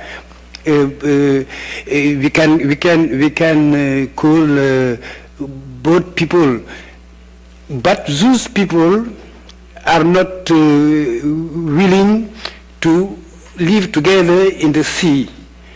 They take boat to go from Africa to Europe. And when they are in Europe, they don't live in community. They try to integrate the local population in spite of a lot of problems they can have. I would like some light about that, please. Thank you, Papa. The sea people, especially Indonesia, many kind, not only one community, but several. The community is one tribe, like a Bajo tribe, living in Indonesia, in Kalimantan, Sulawesi, until Philippines. So in Sumatra, the Sea tribe, the name is Sip tribe. So that community known about the climate. So when the typhoon season, they move in the land. They have home in the coastal area. So when the season of good and many fish over there, so all both people with the family live in the sea by month. Not only one day or 1 week, but maybe month. And many of them no identified by, no register by citizen in the one area, because the community nomad from area to another area. Depend on the fish. Maybe the tribe is follow the fish everywhere going. Is the tribe is, yeah. They only live by the sea. We can live in the land. So that I mean the sea people in Indonesia and ASEAN, South Asian country. Thank you, Papa.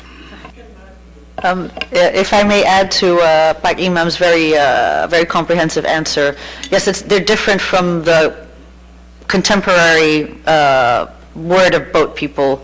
These are ancient peoples who have lived on the sea since ancient times, and therefore that's why their oral literature is carriers of knowledge.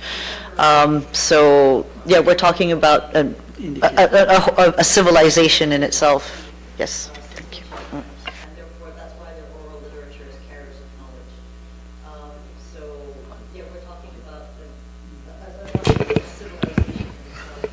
I think that this discussion approves that we need to document the historian travelers throughout the world since the 8th, the 9th century. I asked one of my colleagues to have a list of all the Arabic historian travelers all over the world since the 9th century, and he gave me a list of maybe more than 50 historians, travelers. The first one, called Muhammad bin Musa al-Munajjam, in the 872, this is the year, in the 9th century. He went to Byzantium, he went to South Russia,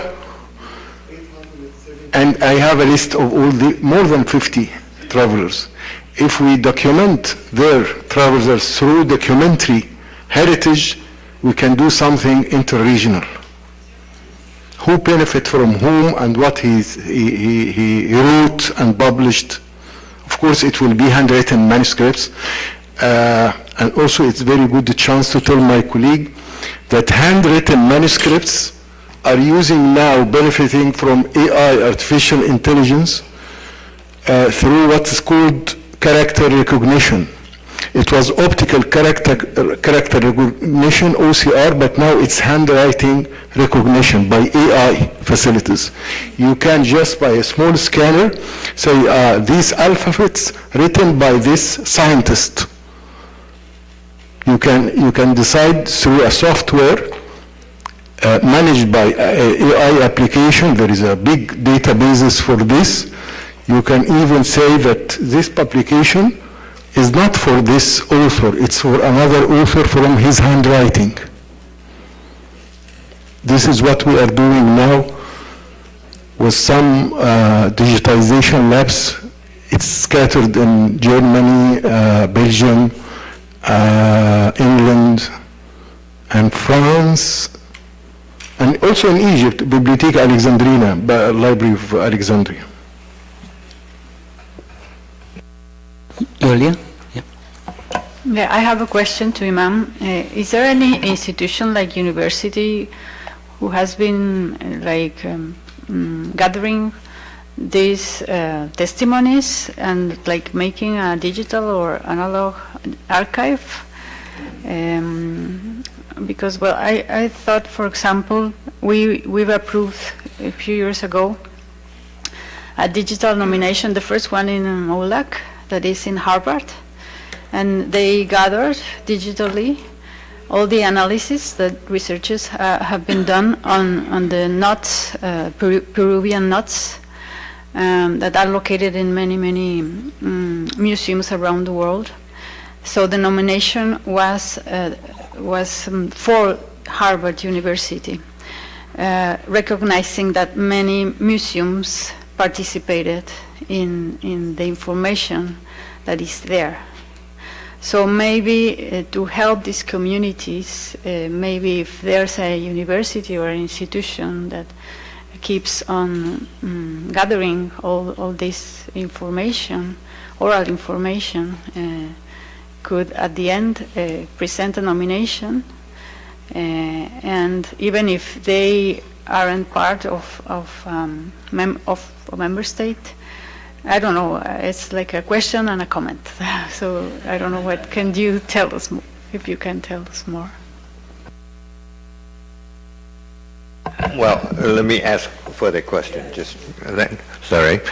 I'm wondering if these people are actually registered with the citizenship given by the Indonesian government or the Philippine government of Philippines.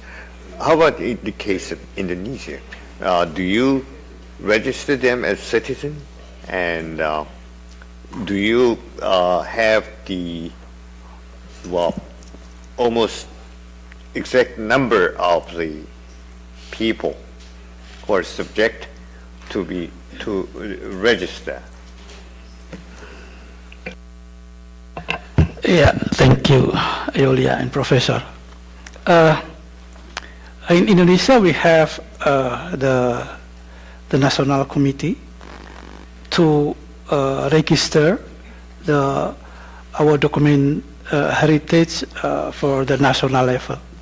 So 2 years ago, one of the people from Sea people from Bajo tribe sent the novel and script, her experience as the last of Bajo people. And the committee to examine and give decision to revise.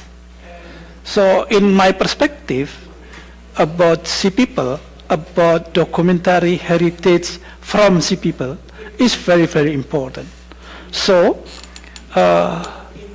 we have organized some seminar, but still not well organized by university, by sponsor, because one of student get study in France, so have research fund. They took the sea community to as an object to research, and actually, especially for the Bajo tribe, have the leader, the name of president of Bajo tribe. So in this week, maybe in next week, our staff to get oral story with him and other staff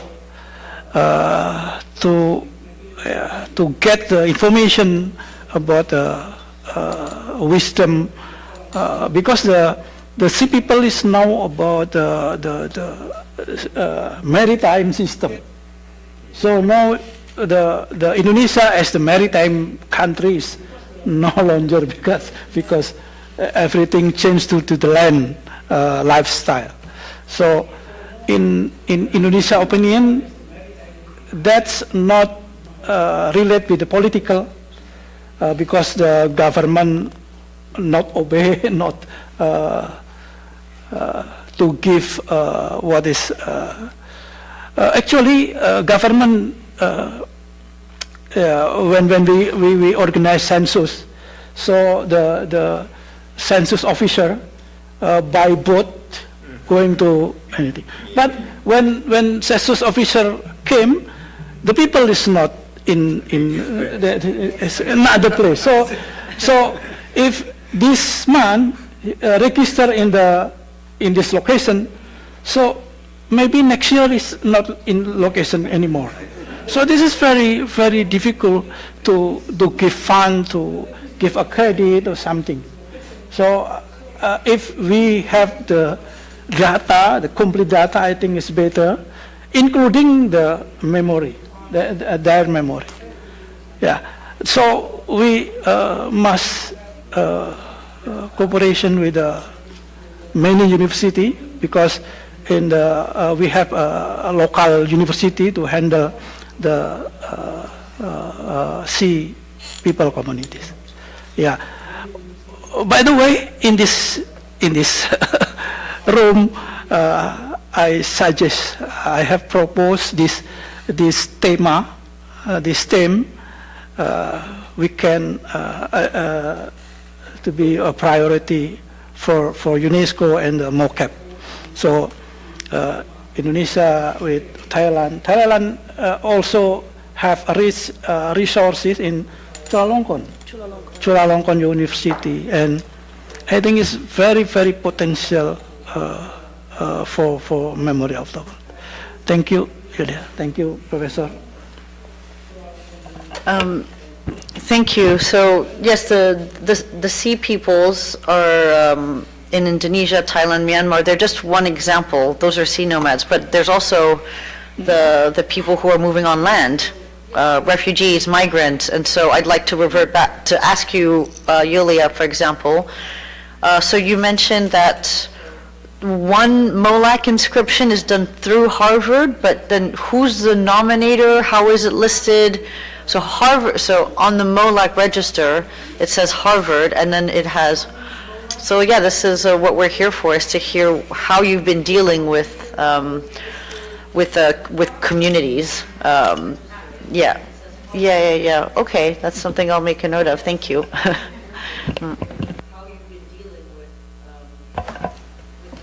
Well,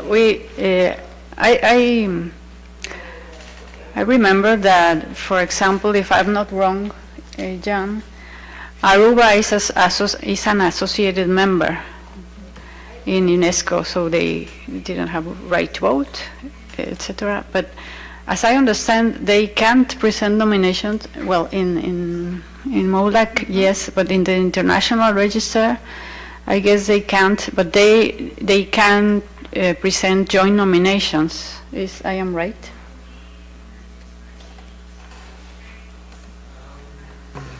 Then I continue my reflection. Well, yeah, you continue. I'll think about it.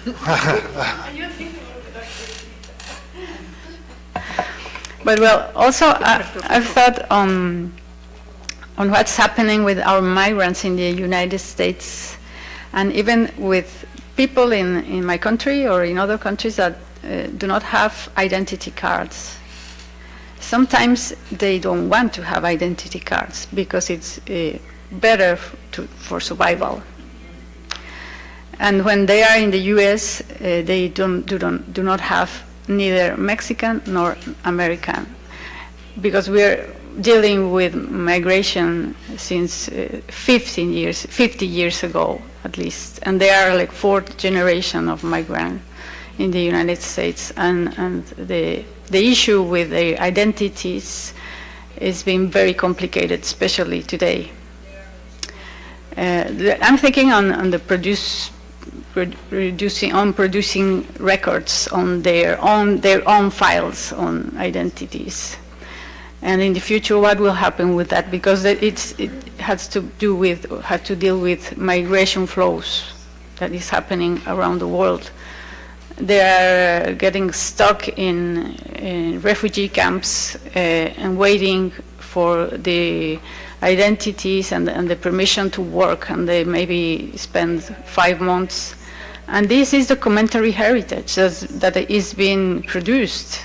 It's not information like sometimes we talk about. It's documentary heritage, recent. So well, that's like my reflection a little bit, to think about in a broader context what we are dealing on now in terms of geopolitics and migration flows. But also returning back to the origins of Memory of the World, the program is a technical issue, so we have to assess technically, not politically. So that's the fine line that always we're trying to stay on and not go through the other side and begin conflict within countries or within member states or within experts itself. You know? So well, that's my reflection in general. I don't know if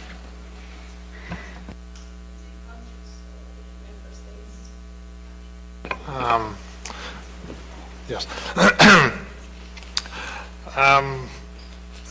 Let me share some thoughts with you. They're not solutions and they're not official statements, but just some thoughts for the discussion. First of all, Memory of the World is about documentary heritage, about documents. It's not about sovereignty of sovereign states or institutions. It is about documentary heritage in whatever form. And as Ventura said, it belongs to humanity. It does not belong to a certain people, certain state, certain country or whatever.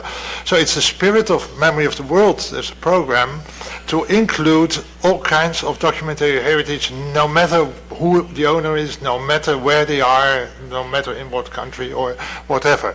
So if there is documentary heritage belonging to a nomadic people, to refugees, to sea people or whatever, and it's of world significance, it deserves to be included in a register, regional, national, international, whatever.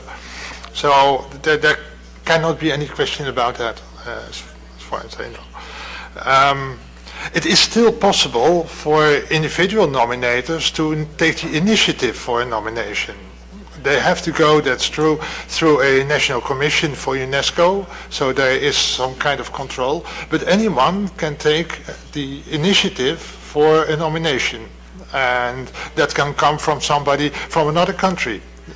But in the end, it has to go, and that's new thanks to the comprehensive review, through a national commission for UNESCO. At least that is the case for the international register. I think, but I'm not sure, I think that within the autonomy of the regional registers, it should be possible to follow a different procedure and not to use this condition that it has to go through a national commission. But I'm not sure about that. And now I would have to check that. Of course, it's in the general guidelines that the procedure goes through a national commission, and it also says that the national and regional registers and the procedures are a reflection of the international register, but I don't know if this is an obligation. I just don't know, honestly. When it comes to the oral traditions, and I may repeat what I said this morning, the concept of a document is a Western concept. And the idea that it is a carrier and the content on that carrier is a Western concept as well, because the oral traditions, the oral texts that were transferred from one generation to the other are not included in that definition of a document, because there is no carrier in that sense. There's only content. But the whole definition of a document is under investigation, also because recent developments for the born digital documents. Born digital documents are dynamic, they're changing, and they may change depending on the kind of device that you use for seeing that document, and they may respond to your personal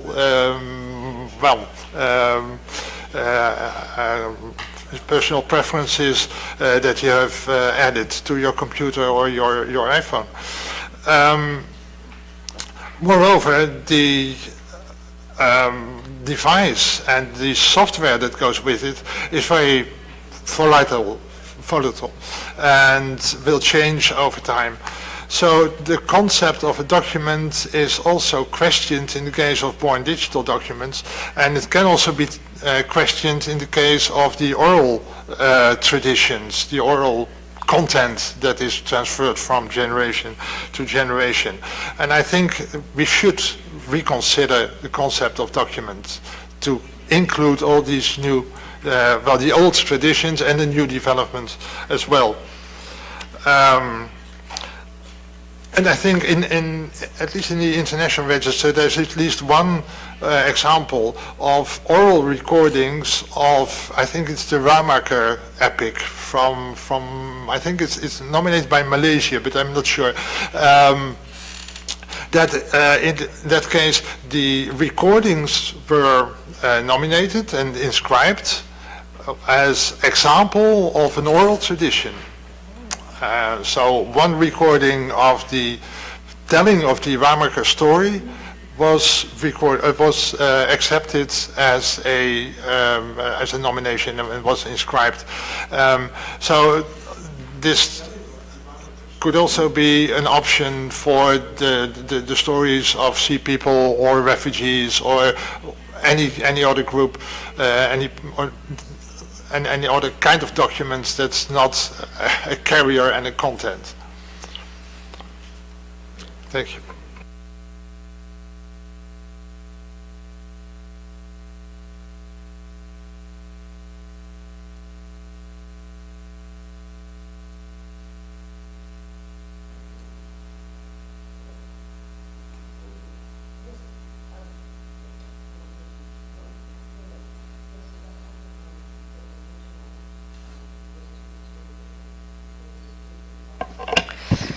Thank you, Jan, for sharing that. Indeed, we need to rethink what we consider of it as a document, and that matches exactly what we're talking about here when we're talking about diversity. I think what worries us here as MoCap, and I'm sure my friends and colleagues at the MoCap RSC, is really this the National Commission endorsement, or even the role of the National Memory of the World Committees, which are extremely important and extremely helpful, and we value those relationships. So we're just trying to find a way of how this can all fit, and just we're navigating in uncharted, unclear waters for us, and we're happy to hear that at MOLAC they found ways to deal with this, so we'd love to talk about this more. Yeah, so I think with that, I will see if Helen has anything to say online, but yeah, there were just these, the NACOM, it's a support system and an obstacle in that sense for the whole diversity and inclusion issue. But we hope that we can come to a reasonable solution where all, including NACOMs, National Memory of the World Committees, and communities can participate in the Memory of the World program, as you all said, in the spirits of humankind and humanity. So maybe a backdoor could also be what we need, but we can call it the co-door. Yeah, thank you so much. Okay, thank you, Lin, and everyone. Actually, this is a quite hot discussion, and I'm sure you really enjoy it. But as a moderator, as I see the schedule, we have to take a break until it's 4 o'clock. So, and then after the break, we'll come back to revisit this issue. Okay, thank you. Enjoy your breakfast.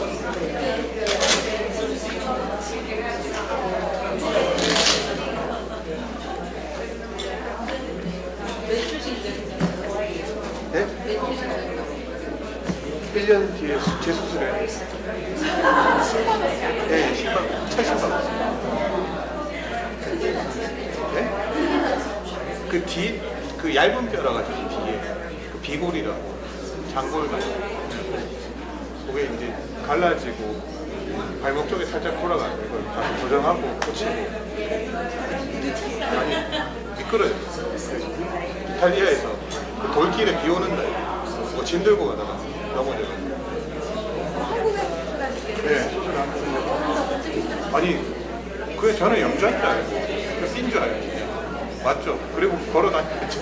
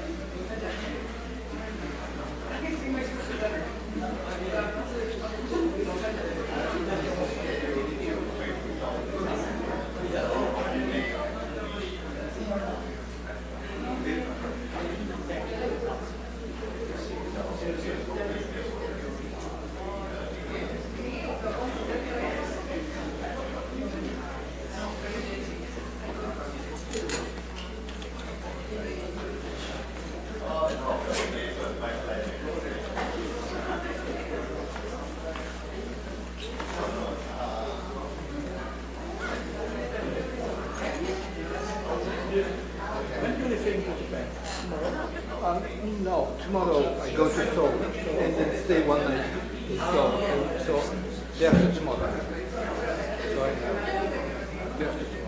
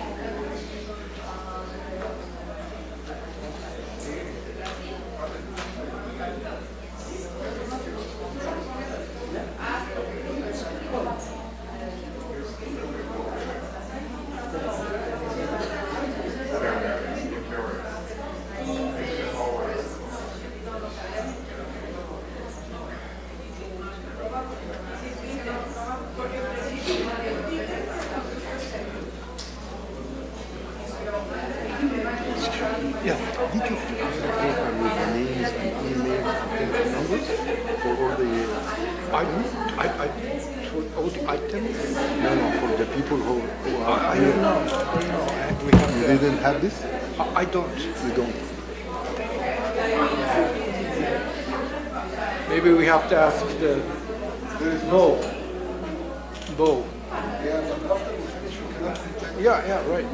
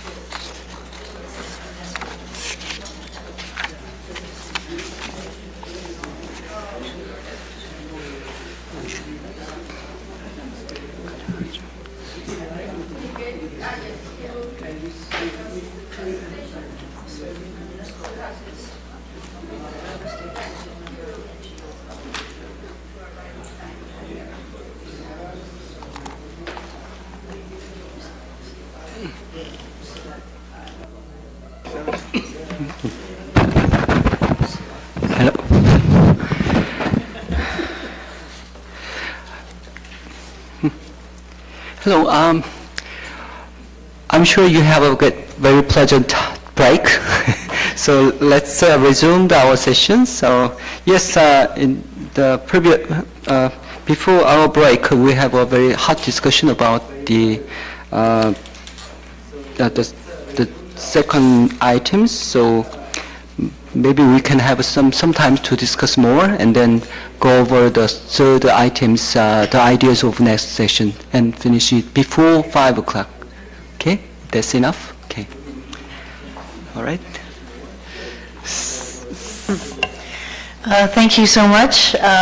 So I would just like to put our colleague, Dr. Helen Jarvis, who is the chair of the MoCap Register Subcommittee, on the phone. She's been following since this morning, watching us on the TV. So I'm just going to call her and put her on the microphone for her to share her comments with all of us here.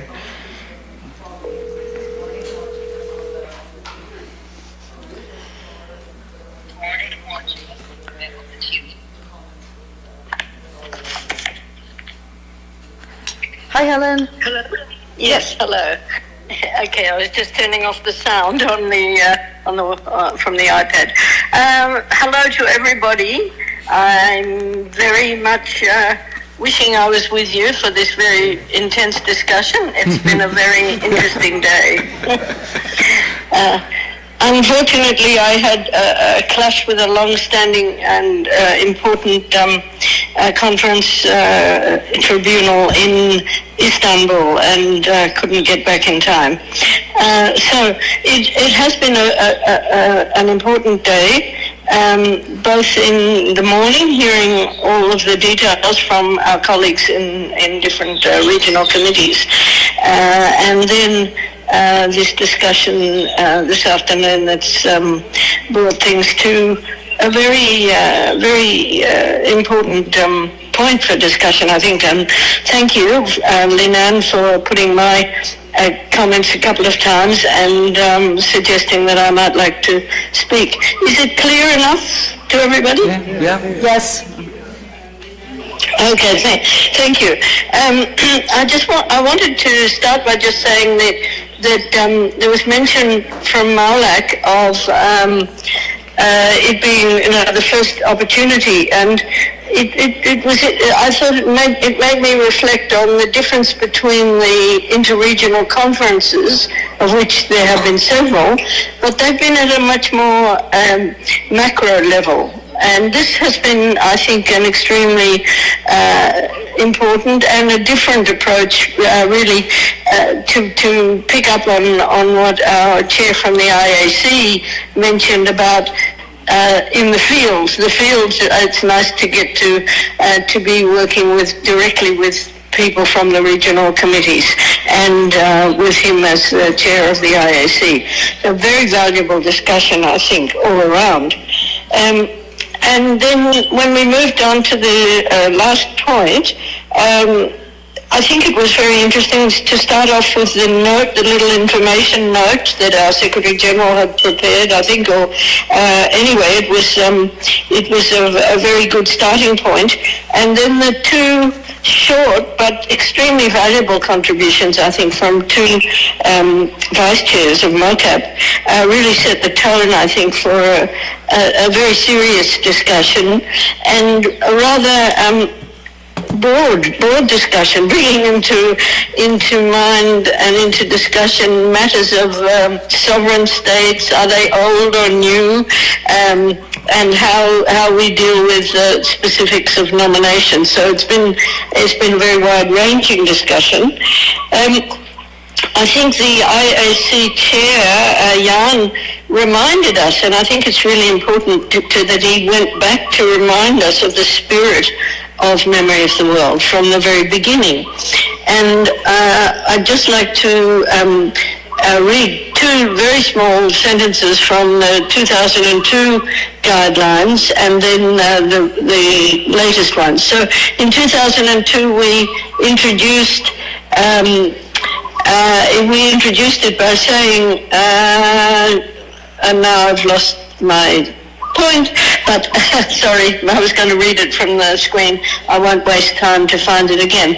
But the concept that the world's documentary heritage belongs to all and should be made accessible and preserved for all.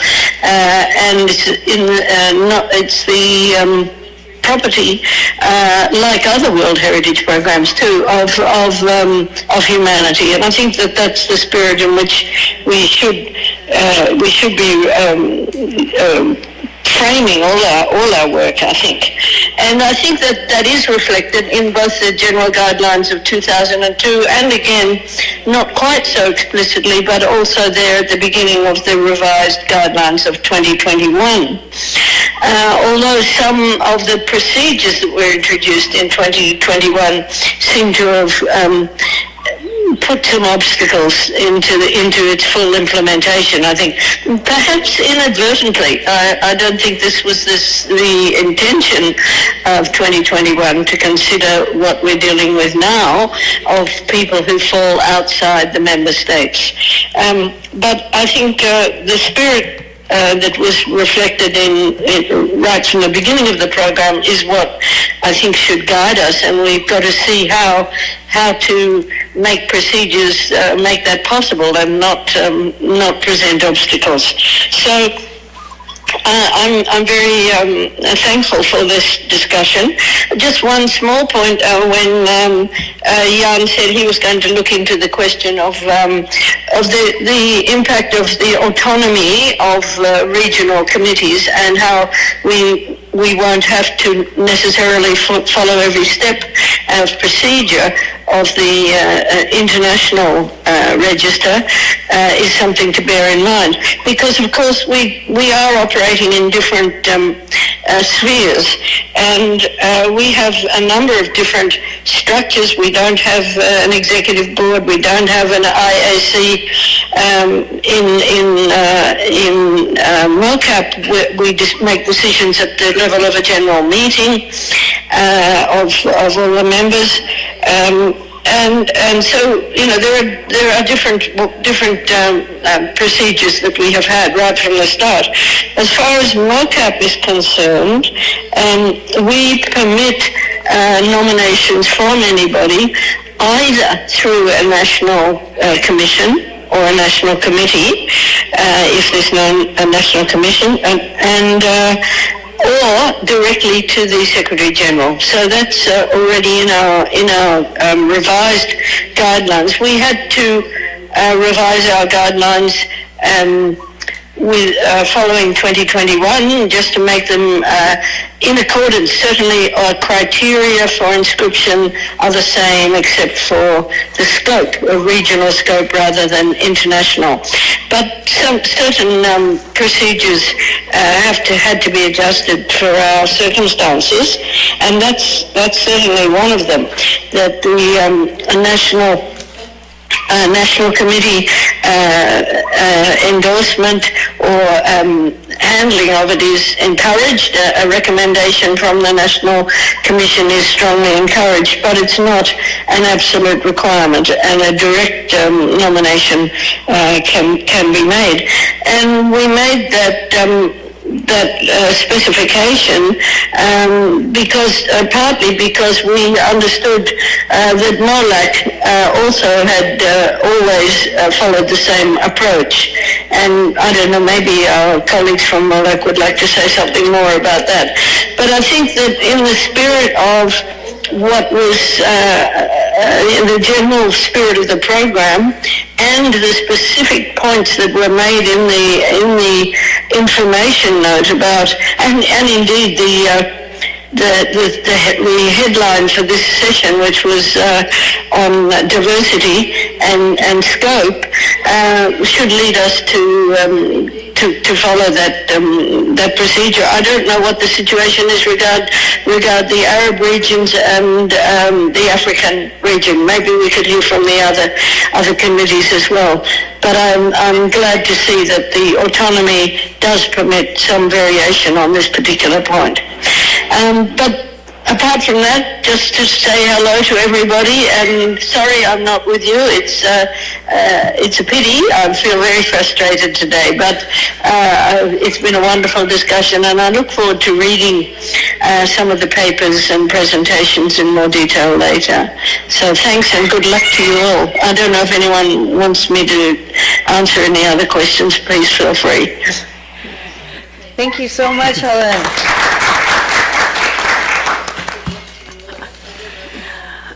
Yes, so that was our chair, who, as you can see, feels very passionate about the Memory of the World program. And we're very glad that she shares her passion with us. So I believe she had some reactions to MOLAC. I don't know if you want to react or... Yeah, well, in relation to autonomy, no? Yes, that's been a concern since years ago, because sometimes MOLAC regional committee takes decisions, and sometimes we feel that we have to ask for permission to MoW Secretariat, and then through the years we've realized that we are autonomous. So not all the time we have to inform. We always try to let them know that we are doing one or another initiative. And we try always to be careful when we have to use a logo, etc. So yes, but now as I've been reviewing the new guidelines and that Helen mentioned, I am being worried about what should we do then. We have to go all the time through the national commissions when an institution presents a nomination. Do we have to do it the same because there's a new guidelines, and we follow the old guidelines during the past years? So now that we are discussing this, I see that it's our decision. But what happened to us and to the other regional committees if we don't follow this recommendation in the guidelines, this and others that maybe are the ways that we are dealing with the process is slightly different in some cases, but we try to to respect the guidelines. So that's a little bit our concern now. And another is that we need to be informed, I don't know if by we or by someone in UNESCO or the Secretariat, because the process was, since I remember, to the 2015 recommendation, began also the review process until 2018. And much of our committees and our members do not know exactly what happened in those years. We that lived those processes more or less understand it. And now I realize also that there are new guidelines, and some members do not know that the guidelines changed. And some of them had the old versions and used the old versions, even in the national committees, or use the old logos. There's a new logo. So the communication between headquarters and us as committees at least needs like a channel of communication. Specific things like the new guidelines say this, please read them, or there are tiny changes or something. So we recommend you to inform all your members about this, etc. No? So that those things I wanted to a little bit underline. Thank you. Thank you so much. Yes, the new guidelines was a huge undertaking for MoCap. It was just before my time, but it is repeated what an experience that was to adapt the MoCap regional guidelines and make it mirror the general guidelines while adapting it to the local context. And there were these questions of how close can you be and how autonomous we are. So yes, we share the same, we know we're autonomous, but we know we have to follow a global framework. So yeah, we share the same, the same joys and pain.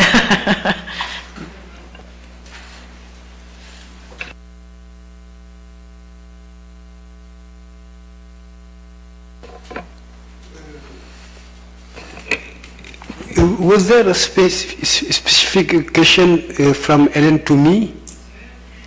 Not really. No, okay. I can react relating to the new guideline. In Africa, we follow the change because I was myself a member of the IEC when it was decided to process to the comprehensive review of the program, and I followed myself. And after 2021, I organized with the president of national commission, national committees,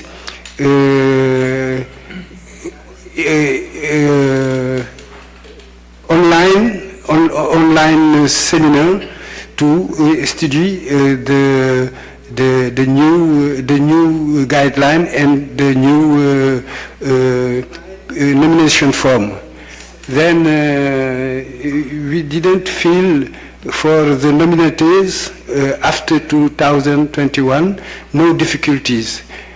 The problem we had was to have a lot of nomination, but we had some nomination in the session of 2025. We had maybe five or six nomination, but only 3 was inscribed. But it was not due to the incomprehension of the new guideline. It was problem of informations. I speak to the control of Jan, and maybe this information will be given to the next session.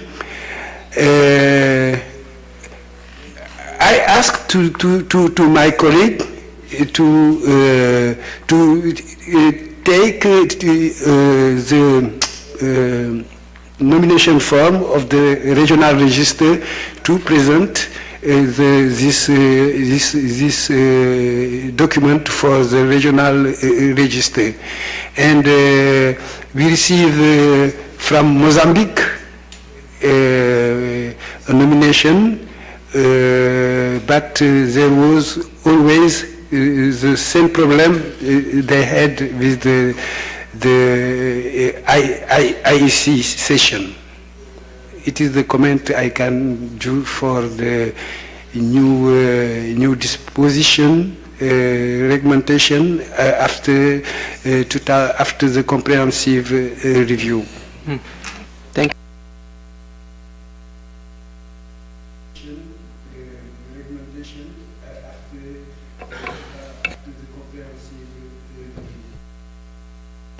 If I can react to Papa's comment, yes, indeed, and we see this also. It's there needs to be more capacity building into what is supposed to go into a nomination form. Going back to what Jan was saying on what significant means in different languages, when we're talking about the history of the document, all of a sudden it's the history of the country or the history of the community rather than the story of the document or the impact that it's had on the region or a community.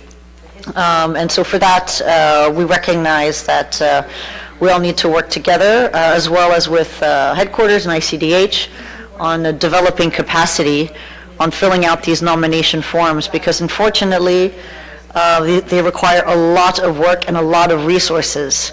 You need to mobilize researchers, you need to mobilize networks, and that's not always easy, especially on a volunteer basis. So we hope that we can increase our capacity building in South-South cooperation, so we can help each other out, since we share the same issues with completing nomination forms. Okay.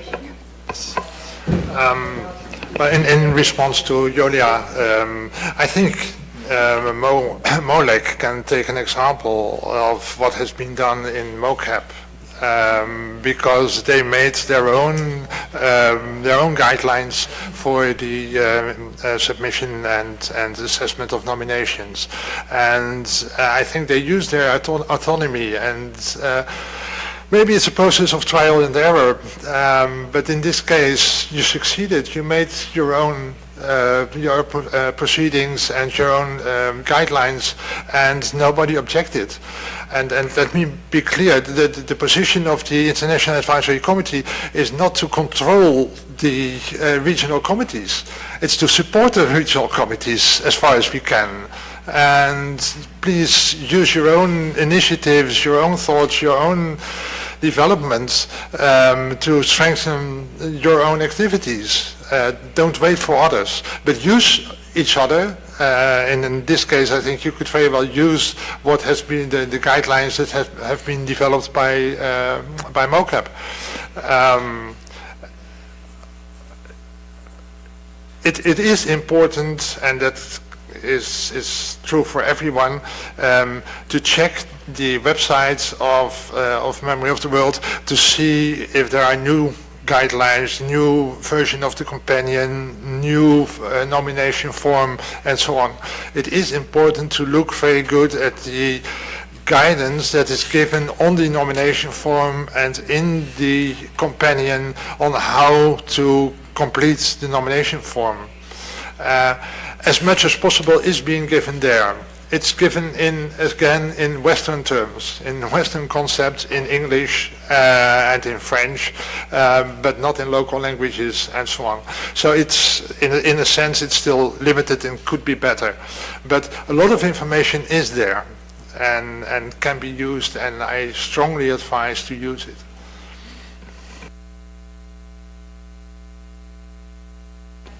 Yeah, Yulia first and then Sherry. All right, thank you, Jan. Yes, of course. In fact, it's interesting because in 2015, after the recommendation was approved, there was a template to do your own rules of operation, and we updated them in that year. However, like we lose control after that because we never realized when the new guidelines were approved. And maybe it's what you say, we didn't check exactly the information on the MoW website, and that's something that, of course, we're gonna follow your suggestion on how you deal with that and how you updated your specific rules of operation, etc. There was also an ethics There's a code of ethics. Code of ethics. We did our code of ethics. As I understand, it disappeared again. So, well, that's something that we never. What happened when it happened? We don't know. Maybe we lose, and we don't know now where in the internet is that exactly. So until you read the guidelines and you follow carefully what you have to update in your committee, then we have to, the secretariat and the committee itself has to do that work, all together. We have to do that work. One thing that is very closely related is volunteership of members. We've seen through the years also the difficulties that we have working with volunteers. Most of them are even authorities with a big responsibility in their countries. They are directors of the National Archives, for example, and they are part of MoLAC, and they do a big effort to review the nominations and to be present and to, so they most of the time don't have time, extra time, to review all of these details. So we've been doing a great effort on managing volunteerism of all experts in the region. And some of them can't do the final tasks that we wish that they do. But it's because they don't have time. So returning back a little bit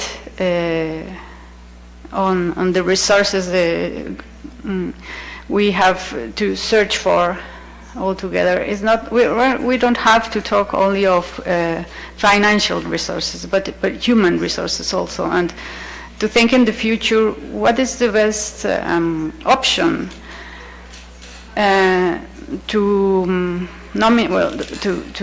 choose members of our regional committees, which type of experts we need in these terms of time, because the value of time is very special. Mm-hmm. So it's something that I wanted only to enhance also. Sorry. Shehan? Would you like to say something? No. Senegal first. I would like to raise an issue, and I'm sure it's important and we are all suffering from. The National Commission for UNESCO in each country. Mm-hmm. Which ministry is sponsor or supervising this national commission? In Egypt, it's the Ministry of Higher Education and Research. Mm-hmm. Yesterday, I received a WhatsApp message from the person who is in charge of UNESCO file in Egypt. He said that Tunisian government, Tunisia, in North Africa, sent a letter to the Minister of Foreign Affairs in Egypt, asking him to help in preparing a profile nomination form concerning an old book for an old scholar called Ibn Khaldun. The title is Muqaddimat Ibn Khaldun, the introduction of Ibn Khaldun. Then the Ministry of Foreign Affairs stayed this letter for a week, and then they discovered No, we are not related to the National Commission of UNESCO. You have to send this letter to the Minister of Culture. It's completely far. And then when the letter to the Minister of Culture, also they stayed 1 week, 2 weeks, and then they discovered, no, we don't have the National Commission for UNESCO. It belongs to the Minister of Higher Education and Research. How can we solve this? I'm sure this is the not right time. It's 4:30, but we have to think about it. If I may react quickly with my UNESCO hat on, this is an international problem. Sometimes the UNESCO National Commission is under the Ministry of Foreign Affairs, sometimes the Ministry of Culture, sometimes the Ministry of Education, and actually it could happen that from 1 year to the next it swaps ministry in the same country. So this is also why, one day the NatCom, the National Commission, or the National Memory of the World Committee can be very supportive and then one day, so for example, in the Pacific Islands, they don't have any, or they think they don't have any, but it's a desk in the Ministry of Education with nobody there, but there's a little.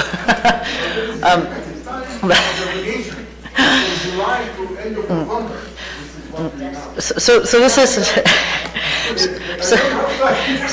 Yes, but for MOCAR as a regional national.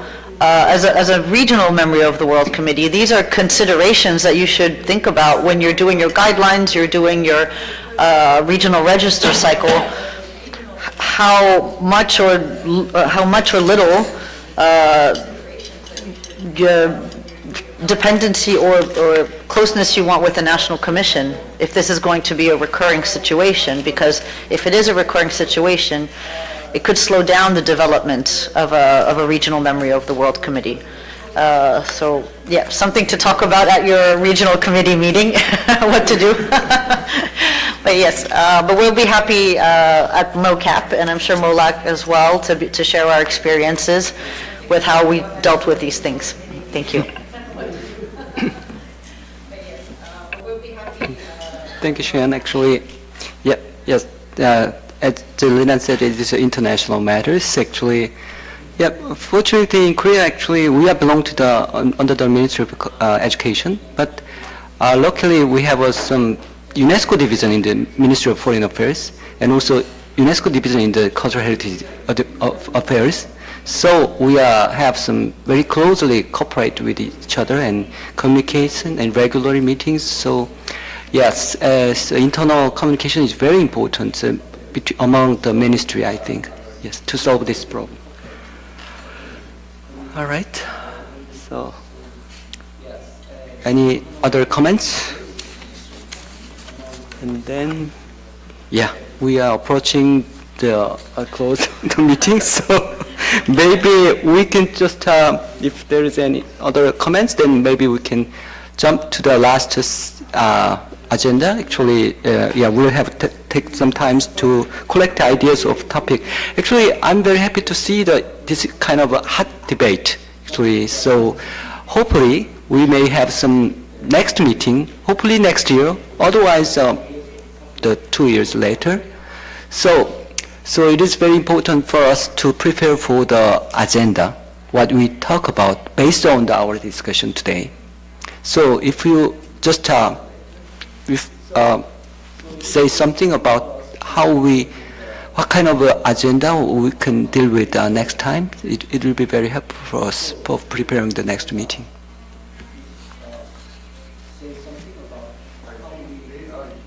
AI.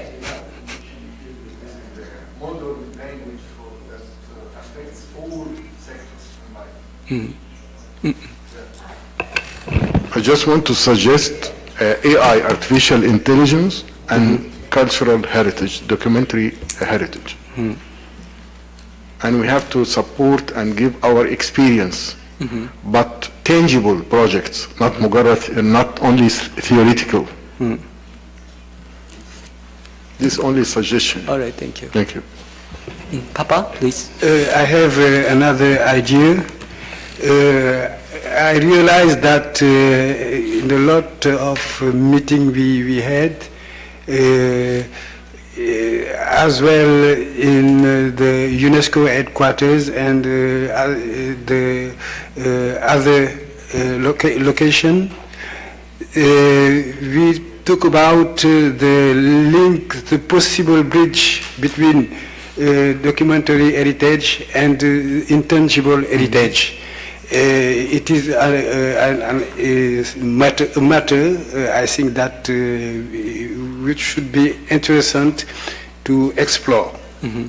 Thank you for your proposal. Okay. Mm. Yulia? In this same theme, and due to the new publication in MoWLAC, in MoCap, sorry, I was thinking on this concern that cultural heritage has on. They gather all the time information and they creating archives, and then they realize that they have to organize this information and they had additional value, so this turns to be documentary heritage. When they go to a site and they rescue and all the activities they carry on in a specific place, or when they inform to UNESCO their activities, etc. Maybe some of this information goes to UNESCO's headquarters, but others keep on the cultural site itself. Mm-hmm. And they want like to keep this information as a documentary heritage, something valuable. And the guide that you propose in this book is very important for them, but this could be linked perfectly with Memory of the World in terms of it's a cultural site, but it's also a possible, well, not nomination, but it is a very valuable documentary heritage that has to be preserved for the future generations.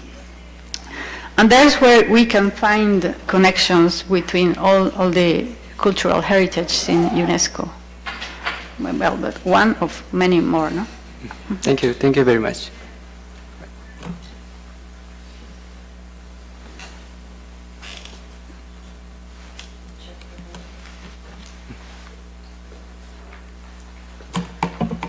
Anyone want to say something? No? That's okay. All right. Oh, Jan? Yeah. I must say that I very much appreciated discussions about the global inclusivity, and I'd like to see that well discussed again in the next meeting, because I think it's a really important discussion on so many levels, including underrepresented areas on the registers, underrepresented groups, minority groups, women, underrepresented types of documents like popular culture, things like oral traditions, indigenous languages. There's so much in that, and I think it's so important for the program as a whole, and I think it's very good to discuss that in the regional frameworks. So I'd very much like to see that this item comes back on the agenda for the next meeting. Yeah, and I fully agree with you. Actually, the inclusiveness and diversity of a regional frame is quite important. Maybe we can tackle next time as well. Thank you.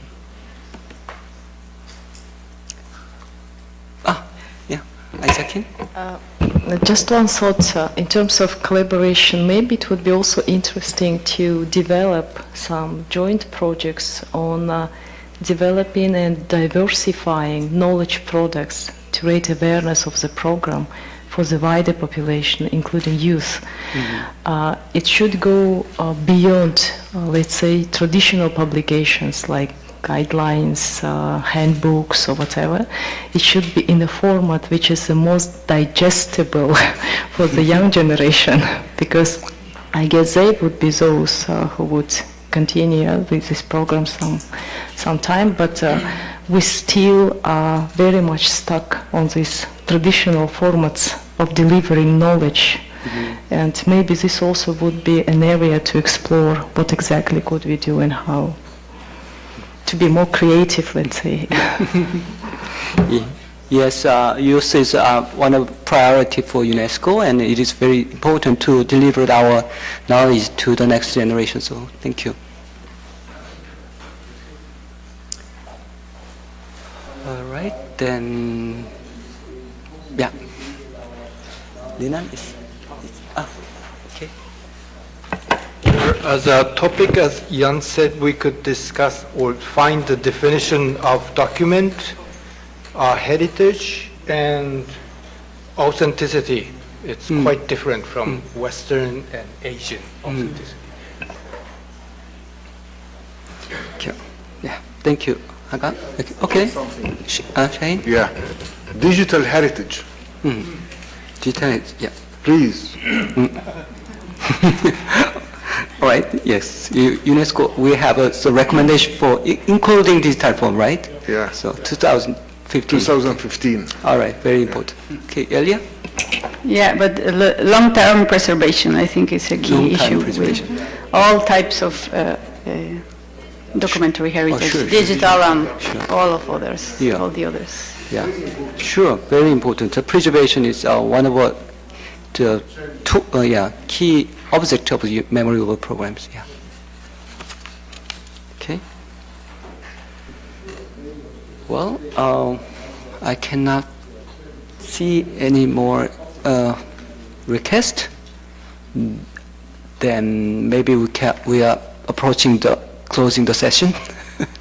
So yeah. Thank you, everyone. We just discussed about from inter-regional cooperation and also explore the enhance the diversity and inclusion in our regional memory work program. And also, thank you for your brilliant ideas for the next year's themes. So, yeah, we follow up what we have been discussed today. So, thank you very much, and thank you so much. And before I close the meeting, actually, I should say thank you, Lina, for the summary presentation and all of your contributing to such a.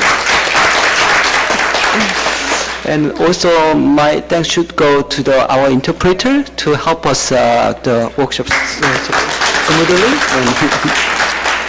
And also, I want to really appreciate for the steps from the KSI, so Mr. Paul and the Micah, Juyong, please. Thank you so much. Yes, thank you very much for your contribution, and I'm really happy to finish our session very successfully. Thank you very much.